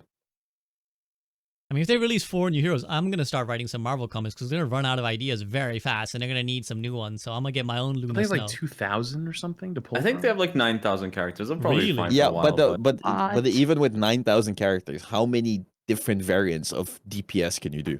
Like genuinely, or tank? Like how like what else are you gonna do? Like you're gonna make all the ideas. You're gonna have 50 vanguards. The 51st vanguard. How are you gonna make him unique? Guys, I want them to add Shang-Chi. Sorry, that's just random. But what? What do you mean who? I don't. Okay, I'll be break honest it down here. for him. Okay, Eskay. listen. I have watched maybe 2 Marvel movies in my life. Oh, Not a good chill. Yeah. And listen, I'm Jimmy's- just That's a honest. self-report. Self-report. I mean, I don't think I mean, the thing is, the good thing for them is that each character has an existing backstory, right? So you don't need the mechanics to be unique. You just like mix and mash 3 different archetypes, right? So it's like one character has AAA, one character has ABC, one character has like C, D, A. You just kind of mix and mash a few types of abilities, and that's fine. Like as long as they look cool and they, their comics will have cool story. Who cares? Necros, you think they're gonna release 4 heroes a season? No, absolutely not. I think the cadence is going to slow down pretty quickly. Actually, I don't know how many of you know this, but Rivals was actually supposed to release in the middle of 2025. So I think they have like a lot of content that they've like that was almost finished, but they chose to release it like a bit earlier. So I'd expect it to slow down by like maybe season 3 or 4. I think it's going to go down to like what would be considered normal, right? And what do you envision their eventual cadence will be? Like 1 hero a season? Probably like a hero and a map every season is what I would imagine they are probably going for. that's still so much. That's crazy. That would be awesome. And what do you guys see as like the future for the franchise then? Like, so we're kind of talking season 1, but where does it go from there? Like, because it is such a huge franchise. Like, what could we expect? Could we expect bigger tie-ups? Like, are they gonna reference Marvel Rivals in like TV shows, in films? Are they gonna release a film and then immediately release a character at the same time in the game to like generate hype? Like, where do you think it could go, Bogur? I'm sorry. Could you repeat the question? Because I was laughing at the chatter saying something really stupid. I feel that's on a spiritual level right now. And then every time they say something, something stupid, everyone starts copy pasting it. They're like, "Oh my fucking god!" Okay, say it again. I'm sorry. I was just saying, where do you think the future for the franchise lies? Like, how can they tie in with like the wider Marvel cinematic universe and whatnot? The franchise. I think if they start making, I think they should make a PvE game. I think, And where you fight robots? Yeah. No, I don't know. I think one cool thing is that they're collabing with their other Marvel games. I think that's really cool. And they said they're collab. I don't even know the games, but I think that's cool. Collabing with other games, getting free stuff for playing the games. Collabing with maybe wild take here, but imagine a DC collab with Marvel. That could go kind of crazy. Listen. I'm just saying. Or you don't even have to do DC. You can do other comics. It doesn't have to be DC. You can add in Hellboy. You can add in Spawn, I think his name was. You can add in who else? Any other Invincible. Oh, that would be. I would be so hyped for that. Or I think Watchmen as well. Maybe that would be cool. Honestly, that would be awesome. The Boys. Or The boys, yeah, I think it could happen. I think they have so much money that it could happen, and they're printing Maybe an even more. Overwatch collab. I wonder how much money they're gonna Oh. print this year. Overwatch collab would. Yeah. I don't think that's happening, but They, that would be they could funny. also collab with games that are not competitors. So like, you know how Apex did Final Fantasy 7. You could Yeah, you could, for skins and stuff. yeah. Yeah, that would be cool. Overwatch Tracer skin for Star Lord. Stuff like that. Oh, I have two things. Mm-hmm. Okay, one, there's no Vanguard for the girlies. We need a Vanguard for the girlies. And the thing is not it. And two, Here's the thing. Here's the thing. oh, This is the joke. That's the joke. This is The the joke entirety is of the joke. okay. And two, I want gay people. I want to see women kissing, making out. I want to see Psylocke making out with magic. Yummy. Okay. You can That's it. find that already, but yeah, not officially. I'm Yeah, sure you can I want it find in that. the game. Does Overwatch have I characters want to see making Kate out? Vi. Ooh, yeah, that'd be some. I don't know. I don't know Fire. Marvel characters, so I don't know the gay ones either. Are there many gay characters Are in there Marvel? any? I don't know. I'm Probably some clueless about fringe. Marvel lore. Probably some fringe characters are. I don't recall seeing Captain America. And, Deadpool is and Iron Man. pansexual. That's true. Somebody said. Yeah. But does he? No. Like, you can look at the Deadpool films. Does he ever actually meaningfully do anything with mean, like a no. man? I don't think so. Not that I've seen the latest one, so maybe I'm missing out. But I think Eskay is right. But then I think I've seen. I mean, the internet is just a shit place, anyways. But I think I've seen people be like, "Oh yeah." In fact, wasn't it that fuckhead Grums who was like, "The reason Marvel Rivals is succeeding because it ain't gay like Overwatch," and just like the fucking idiots are already on it. So maybe they will go down that route. I don't know. I think it would The be fun. pussification of Marvel Rivals. I don't think they will, but I won't. I think it's likely that they won't because of their whole franchise nonsense, but and also it being NetEase, so And his company. so it is unlikely, but it's a fair request. Where do you see the franchise going, Flats? Where do you see the franchise potential lying? Like in like a couple years from now? Whenever, like, Or yeah, just in general? where could it go? Where could Marvel Rivals go? What could we look forward to? Okay. My prediction is that in like 3 or 4 months from now, you're probably going to lose a lot of like the more mainstream streamers that are like not gamers, right? Like the streamers who do a lot of IRL, React, like whatever it might be. I think that it'll probably start to die off for them because as people get better at the game and as people, start to take it more seriously, because that's just how competitive games are, it will happen. It'll start to kind of come back to like what like the normal viewership, watching, playing of a hero shooter is. I'm not saying it's gonna die or anything, not even close. I'm just saying like it will come down back to earth a little bit because it will probably have those people that will go back to Valorant. They'll go back to Counter-Strike. They'll go back to COD, right? But they'll still play the game. They'll still play it. Like I'm not saying they're never gonna not play it again. Like I'm just saying like it'll become in their rotation of games.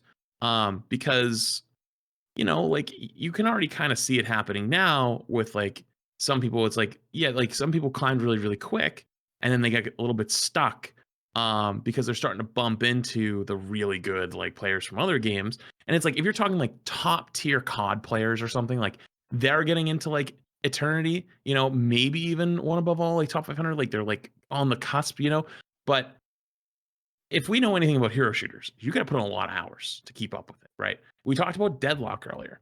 One of the reasons why I think Deadlock isn't that great, other than the fact that it's in, it's still in like early access, like it's a request to get in, is like you have to play that game every week. If you don't play it constantly, you fall behind. Your build falls apart. You don't know what items are going on. Like the whole game changes. Like sometimes you're not even having a fight versus anybody for a long time, right? You have to put in a lot of hours. Rivals right now, you don't have to put in a ton of hours to pick up the game and just play. Like mechanically, you can just, you read the team up. So you're like, okay, this guy picked this thing. I can pick this thing. Boom, I'm stronger. I got good mechanical skill. We can do pretty well, right?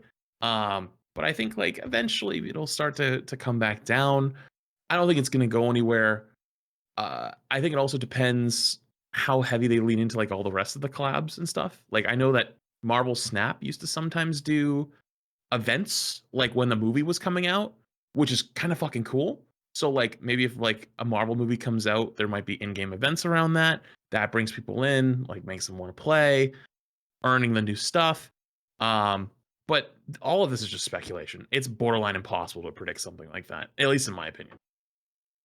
Yeah, I mean, the sky is really the limit in terms of what they want to do. Because, like, I remember, like, Pokemon would give you, like, special cards if you went to, like, a screening of the film. So, like, could you get a digital code, and if a Marvel Rivals screening, they get you a skin in the game, right? Like, that's maybe. that's a thing that you could do. If they feel like promoting the films in the game via the game is something worth doing, or vice versa, right? It's like, oh, there's a shout out in the film, just like a throwaway thing about, like, someone's playing Marvel Rivals or something, right? It's like, oh, play Marvel Rivals, right? So it really Fortnite and the Boggers. Avengers. Oh my gosh. That's true. Sorry. Yeah, no, that's exactly. So, but they probably won't do that anymore. Now they got their own game to promote, so they probably won't do that anymore. But yeah, there's a lot you can do. I do think Flats' point is correct that people do go in and out. I think that is actually the key to long-term success for a game, is that you look at, like, the way people play League. They don't constantly grind League for 10 years. They like play for a few months and they drop off. Then, like, the itch comes back, and then, like, a few months later they come back, or maybe something inspires them to come back. Like Arcane. they watch Arcane and they're like, oh shit, wasn't League awesome? And then they play it for like a month. They're like, oh wait, that shit is ass, and then they leave. I like League. I'll be honest with you. Every time I played think it, League I've is had a fun good too. time. I think liked League is it. fun. I prefer Dota, but I think League is fun too. So, But here's the thing: Marvel Rivals are releasing their own comics, right? Their own line of comics. Like, they're making their own digital comics with the character. Like, it's a different universe from the main one over there. But I think that's cool. Like, just having You some read kind of. comics?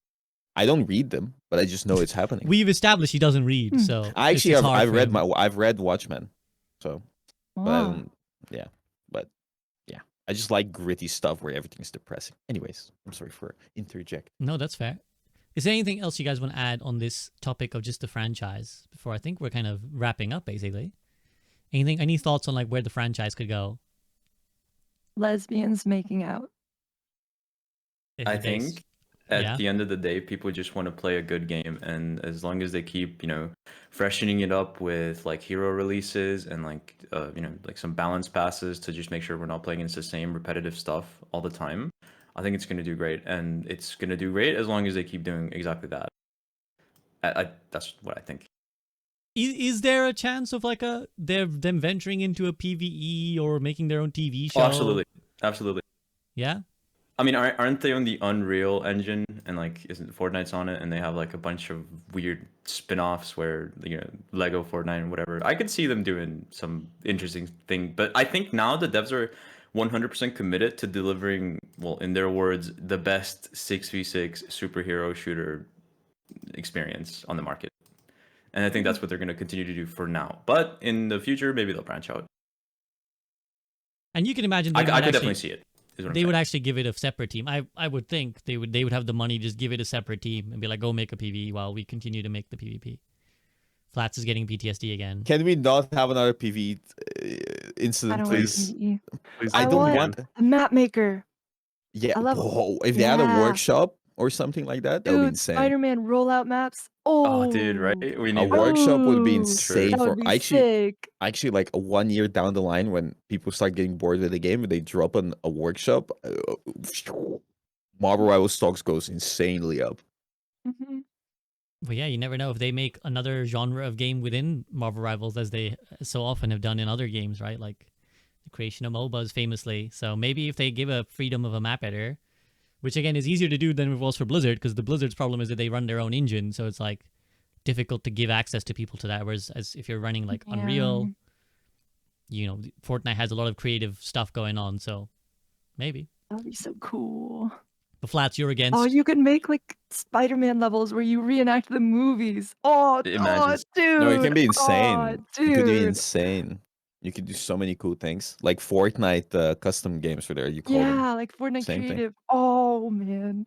Well, she got so hyped. Rivals. Hey guys, hey. SK would be on that. SK would be making shit. SK's first creation would be gay level, women No. kissing. Gay level, No. all the women kissing each other. Like all the female characters, and you just have to kiss each of them Giant to win the level. Psylocke. Objective, Wow. kiss Psylocke, but you don't know where she is, so you need to find her. Like a little dating game. Yeah, well, you can do That's you possibility. can do actually, I'm, yeah, I'm you not can do a this dating desperate, game. guys. I wouldn't do that. Okay, your Twitter interactions would suggests otherwise. Anyway, moving on. Moving on. Just lest Eskay's mother is watching. I just wanted to say, yeah, Flat, you're against the PV excursion, yeah? Come on now. You don't want to. You don't want them to repeat that mistake. Whoa. I feel I'll like be honest. I feel like I shouldn't even open my mouth. You know, like I feel like that does better. I think people that really okay, I won't say it. PV no. Wow, this is a much more dangerous topic than I thought it was. People are very scared under Voldemort's name over here. So we'll move on then to our concluding section, which is I mean, what we kind of already talked a little bit about the future, but what are you guys looking forward to from Marvel Rivals? Like, what do you kind of want to see if there's not anything that you've already seen, and what are you just hyped that you know is coming? So yeah, what are you looking forward to from the future of Marvel Rivals? Let's say in the next 2 to 3 months. I'll go with Bogur first. Bogur, what are you looking forward to? A TV show would be great. A movie or two would be awesome. No, I think just keep releasing new characters, new heroes. Be receptive of the player base. Like, don't ignore them if things are bad. Like, I'll be so disappointed if Hela receives 10 million buffs, or like characters that don't need buffs get buffed, and then it's gonna get super annoying, and then they refuse to change anything. That would be really disappointing. And I think so far they're doing great. So just keep it up and try to do their own thing. But if things go bad, just ask the goats. We have a little bit of experience in hero shooters. I think we can give an idea or two. So far they're receptive. I hope they keep it up. Keep releasing fun stuff. More Psylocke skins. And whatever Eskay said as well about the characters. I won't utter that, but Eskay? I hope I hope the seasons are different from each other, like vastly different. I want to see different metas of 4 different bands every time. Like the permaband characters need to change, and I'm very excited to learn new heroes and get really good. I want to get really good at Black Panther. I hope they add more characters like Black Panther, Magic, Spider-Man, Psylocke. They're so I hope cool. they add a And it character seems like like that they play for tank. That's really complicated. I feel like most tanks True. are like Some of the like tanks are boring. I Or feel like Wrecking most Ball. Most of tanks them. could There's be some- there's interesting.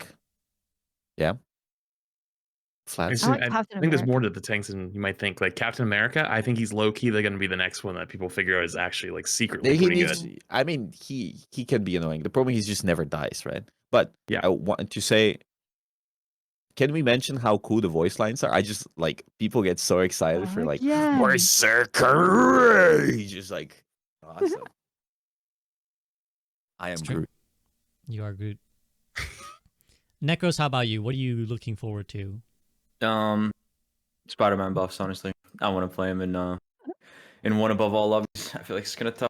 No, but like I think just more heroes. I feel like in this game, so in Overwatch, I kind of stuck with Genji for like 8 years because I just feel like there wasn't anything really in his style other than DPS Doom, which I didn't pick up because I was just having way too much fun with Genji.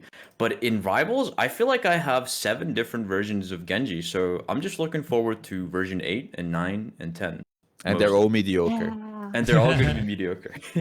That's what makes it Yeah, fun, I mean- though. You don't want to grind like an OP character that's boring. True. It's more interesting to like see like the weaker characters pop off. Exactly. Because I Yeah, literally no one only cares about played. the number 1 Hela, but number 1 Spider-Man, that's Aura. True. Yeah, because like Eskay's point, I pretty much only played Black Panther, and it's fun the duality of like bitching about how shit the hero is, but then trying to pop off too. It's like you can have like a legit excuse where you're like, oh, it's my character that's dog shit, not me. And then when you pop off, you're like, yeah, I'm so good. So, Flats, how about you? What's your wish list and your hype train for Marvel Rivals? I have 2 things. Number 1 is I want them to figure out. I'm not going to propose a solution. I want them to figure out a solution on target bans in ranked Diamond Plus. I think it is. I'm not saying make a streamer mode. I'm not saying anything like that. I'm just saying like I don't think it's a good advantage for a player to load into a lobby, look at the enemy team and go, oh, I recognize that person. We can target ban them. that is not like you're not banning for the sake of the game. You're basically encouraging people to just name swap constantly so they're not recognized.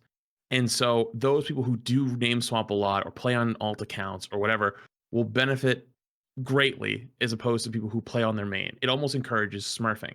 So I think that they should figure out a way for when you load into a lobby that you are banning based on what your team has. Like if you have a Hela player, maybe you don't ban Hela because you're like, okay, that guy's actually pretty good at Hela. Let's let him play it. Versus target banning enemy players. Like you should be banning based on what the meta is and what your team can play versus I saw a name on the enemy team, let's ban them. Because like when I play with Eskay and Wanted, I don't have a problem. I never get target banned. But I swear to the amount of Bucky bans I've seen is ridiculous. Like Bucky sucks. Like I don't think he's very good. And I swear he's banned in 95% of the games that we play. And I'm like, why are you guys banning Bucky? Like, what's wrong with you? Like, are you stupid?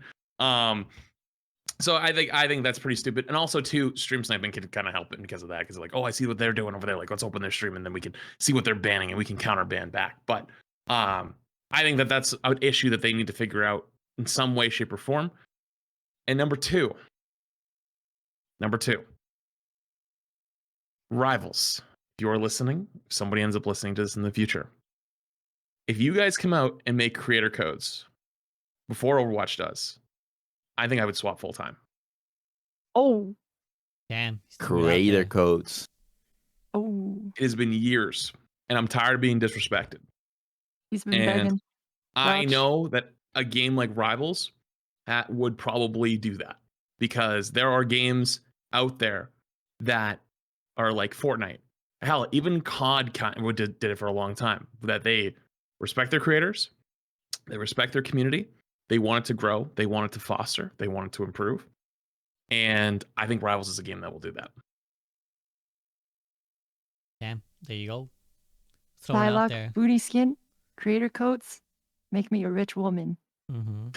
So Okay, but I want to talk about seeing names before bans. I feel like we should talk about this a little bit more because when I was very first starting, I got really frustrated. I hated that people could see my name before the game because Psylocke was banned in literally 19 out of 20 games that I played, and Psylocke was the only hero that one I knew how to play, but two that I enjoyed. None of the other heroes really clicked for me like Psylocke did.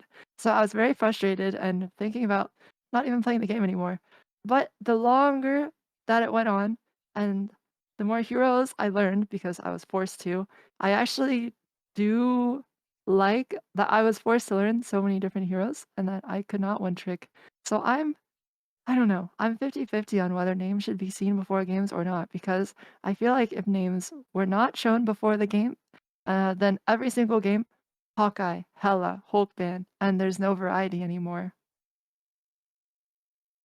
yeah, it's one of those issues again where it's like you fall one way down the line, you lose some things and you gain some things. Because like, interestingly, in Dota recently, they've actually changed the way they do bans because it used to be that you'd manually ban at the start of the game. But I think also one thing that Marvel Rivals will eventually have to deal with is when you have loads more heroes, you'll have to add loads more bans. And then that gets tedious. So what they do now is like you just pre-select your bans. Like you have like 3 bans that you want to make in general before you ever get into a game. And then when you queue up, it like auto randomly picks some from everyone's chosen. And just as soon as the game starts, it's just like these 10 heroes are banned. So it might come down to that where it's just like just simplifies the process and it removes the targeted ban element. And it's Yeah, just like but imagine it just chooses randomly not to ban Hela or Hawkeye, and you're like, oh fuck my Ugh. life, right? Because right Yeah. now, I know if you know how it works. If 5 people vote for Hela and 1 person votes for, I don't know, a raccoon, there's a chance that the raccoon gets banned, and you just lose the game, and it's so annoying. well, that is the inevitable part of it, though. You're gonna have games where someone gets their like the meta ban through, right? So there will be a sacrifice. You can't always ban the hero you want to ban. Like that's just the nature of playing a team game. Is that if someone else in your team doesn't have a problem with Hela or wants to play Hela, they may want to let through the ban, and that happens. I think the majority should just win every time. I think it's stupid to get griefed by like a random that doesn't, just wants to troll essentially. Well, what if you're the guy who wants to play that hero, though, right? Like, what if everyone wants to ban Spider-Man? You're the guy who wants to play Spider-Man.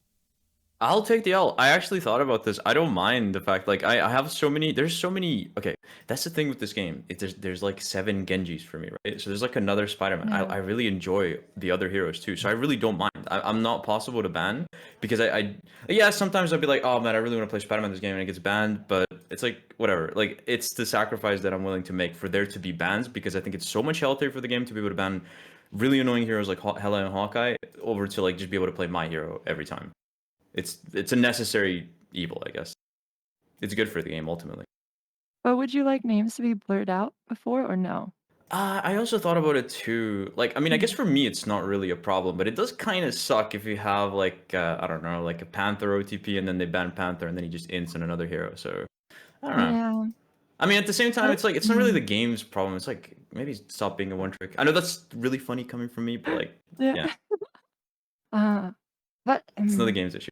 but they have like the #1 Black Panther and you're banning Hawkeye Hela. And it's like, fuck. Hmm. I don't know. Well, Yeah. I don't know. I think 50-50. they should add some, like maybe it could be like opt-in, like if they add like some sort of streamer mode, and then you could choose whether you want your name to be seen or not, But right? then That everyone could- would hide it, right? Yeah, then there's no incentive to everyone not would. hide it. Probably. Well, what if I want like wait, what if I have like an insanely cracked Hela on my team, and then I show my name, and then they ban Spider? See, there's some like layers of it that are interesting. No, because you wouldn't be able to toggle your name on. I don't think that's how it would work. But you're just like, oh, guys, I'm actually Bucky. Please Yes, ban. randomly Necros shows his name for a yeah, millisecond. It's like, exactly. oh, that's not suspicious Hey, at all. listen, people Hmm. are simple. They would just be like, "Oh, that's Necros. All right, we're banning Spider-Man. Goodbye, Spidey. Tournament." Maybe. Again, I think it's one of Yeah. those issues where like you kind of have to make a call and you lose something and you win something. So it's like if you want targeted bans for Yeah. like, oh, let's target this guy because he plays this, and you will lose the, some people will feel the pain of it versus like, more blind bans or random bans. They have their pros and cons. Anything That's- else? that's You go also- ahead, Flats. I just want to reiterate, by the way, I actually agree with you guys too, on like the whole like it adds an extra element, but like I that's why I don't want to propose a solution. Like it shouldn't just hide it or just do whatever. Like figure something out, and if you decide to stand on it and be like, we like that because it forces people to not one trick in the game, that's fine. But then you Yeah. also have to deal with the consequence of the people who just name swamp a lot. So it almost becomes kind of pay to win, like if you're paying extra money to have your name constantly changed, nobody knows it's you. You can keep one tricking and keep climbing the ladder and going higher and higher. Or just it encourages people to smurf more often. So it's like there is an adverse effect that will, I think, be created over time. So it's like whatever they end up choosing, fuck it, we'll live with it. But it is still an issue. I want to add also that streamer mode does have its downsides. Like if there's a cheater and you get him 2 games in a row, you don't know it's him the next game. That's true.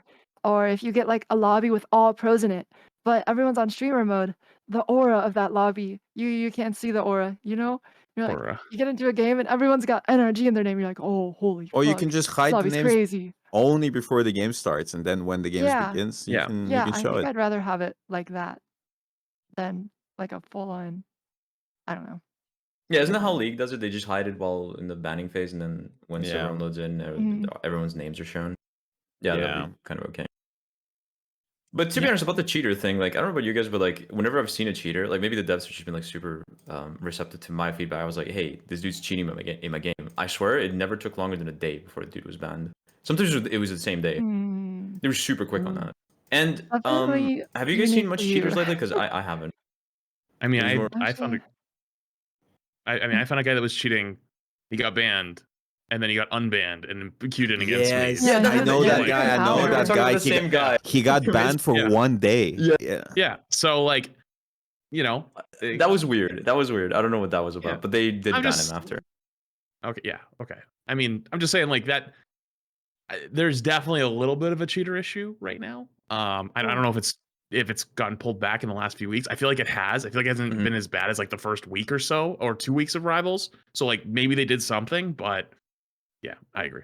Yeah, the first 2 weeks were horrible, but I Yeah. think it's gotten better. I haven't seen one in like weeks, and I'm grinding pretty consistently. Also want to say I think it's a little too easy to unlock ranked. You can make a new account and queue ranked within an hour. Oh, they Yep. absolutely need to nerf You that can conquest farm mode. the conquest so bad. mode. Yeah, you can Yeah. keep farming it and you get so much. Like they XP. definitely need to increase the level to like 30 or something. I don't know, just like his. 30 There's is also a lot of people way that are too high, selling. but There's like a lot of yeah. people that are selling accounts too, which is really really bad for the whole like ranked ecosystem because it like just introduces like really bad players. Yeah. So yeah, they should definitely nerf the XP gains. I think like and increase the level. Nerf the XP gains of conquest and increase the level required to queue ranked is probably the. I hope to see that in season 1. Well, okay, because the game's so new, I think it's fine if it was just like the quick play rates. It still takes like 6 or 7 hours of quick play to get level 10. Compare that to Overwatch. How much do you have to win? Like 50 games, right? To queue It's ranked. 12 hours in Overwatch, yeah. But Yeah. Overwatch is multiple years old, and Marvel Rivals just came out. True. Okay. Anything else you guys want to throw out there before I let you get going? Anything else you maybe want to bring up? Any topics that we didn't touch on?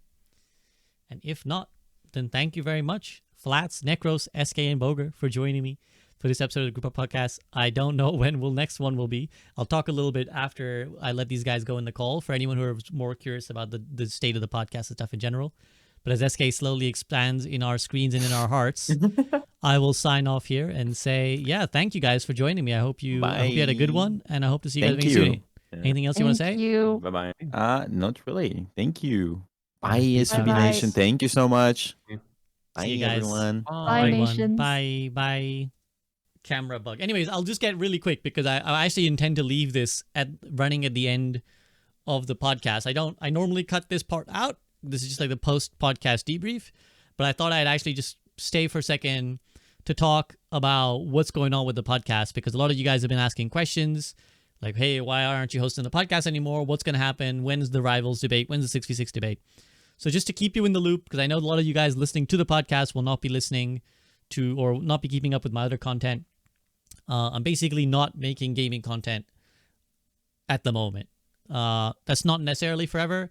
I may make the odd gaming video. Like I made a video essay on Elden Ring the other day, and I have an idea for making another video essay in the gaming sphere. But mostly for the time being, I'm working on 2 things. One is The Soak, which is a video essay channel that I run where I do like film and TV breakdowns. So that's been going really well. God bless. Copyright issues aside, we've been having a few really successful videos, so that's really nice. And I really enjoy it just on a personal level. I know, again, a lot of you guys listening to the podcast don't really care what's going on in my life per se, but just been much more fulfilling for me.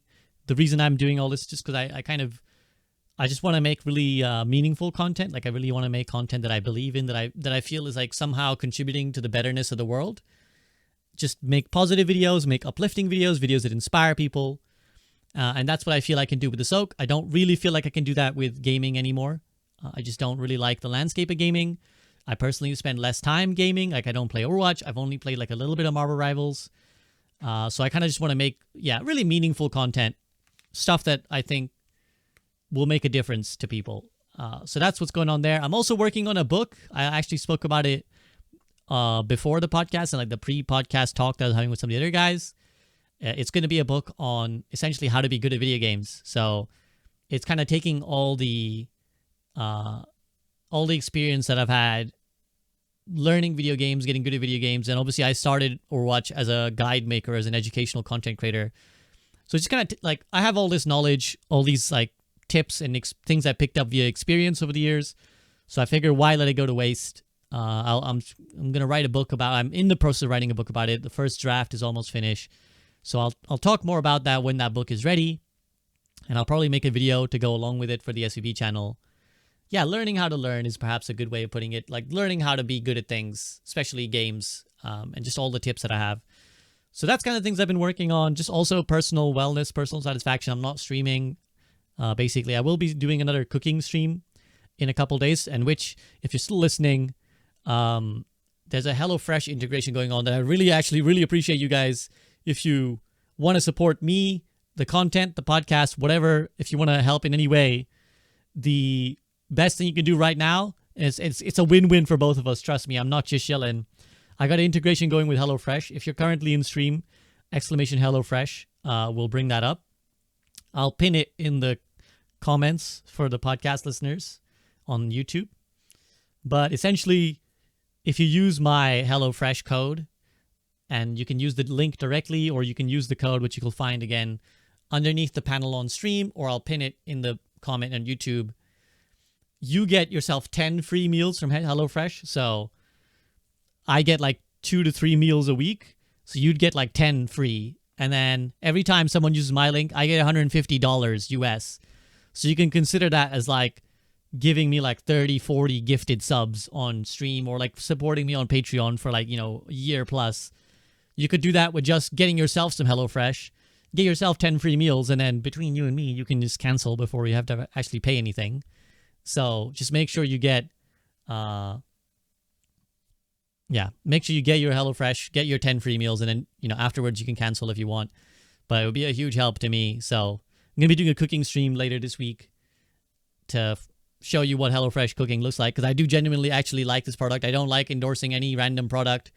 That's why I don't do many ads and integrations, because I only like to endorse a product that I actually think is worthwhile. And I actually do really like HelloFresh. So that's why I took this sponsorship. So I'll show you guys what that's all about. But yeah, basically been focusing on personal wellness, personal happiness, just doing things that I feel are good for my mental health, things that I think will make me a happier person in general. And yeah, gaming, streaming, not really at the moment. Like the grind for endless clicks on content on stream are not really what I was hoping for. So that's why I don't do that anymore. So yeah, for those of you listening to the podcast, I appreciate it so much. And it's really nice that you guys are wondering where the podcast is. You're leaving comments about where the next podcast is going to be. I don't know is the answer. I don't know if I'm going to host a 6v6 podcast at some point. The to be real with you guys, to be 100, like the meaning of it all is completely gone for me. Like it's so meaningless to me debating whether Overwatch should be 6v6 or 5v5 that I cannot muster the mental energy to host the podcast. Because to be at 100 with you, it'd be pretty good financially for me to just keep hosting the podcast and mailing it in. But I want to make meaningful content. I sometimes have to compromise that to make a living, but I want to compromise that as little as possible. And that means when I look at something like Overwatch and 6v6 or whatever topic that may be the hot topic at Overwatch at the moment, I don't give a shit, to be perfectly honest. I cannot muster up the shits to ask these questions and pretend that this is any way important. So I don't know. That doesn't mean you won't see a 6v6 podcast. Even this one, honestly, like the Marvel Rivals podcast, it was kind of like Frito was really asking for it for a while. In the end, he just hosted his own podcast. But, people were like, Frito was like, yo, when are we doing this? When are we doing this? So I decided to start organizing it. And then, by that time, he'd done his own version. So we did a call without him. But yeah, I don't know, basically. I don't know what's going to happen. I don't know. Like, you're probably going to, if you see another episode of the podcast, it'll probably be randomly uploaded, as was this one. So if you want to stay up to date with like my life, what updates I'm going to be dropping, either you want to be on my Discord, or you want to follow the Soak, or I guess my Twitter, although I don't really use that much anymore. Probably my Discord is the best place. I will keep you up to date on my Discord server. So yeah, that's basically everything. Thank you, podcast listeners. I'm going to end this section here now. Appreciate it very much. Again, if you want to support, Patreon is great. HelloFresh integration will be up for a few more days after you listen to this. So thank you very much. But I'm going to stop recording here.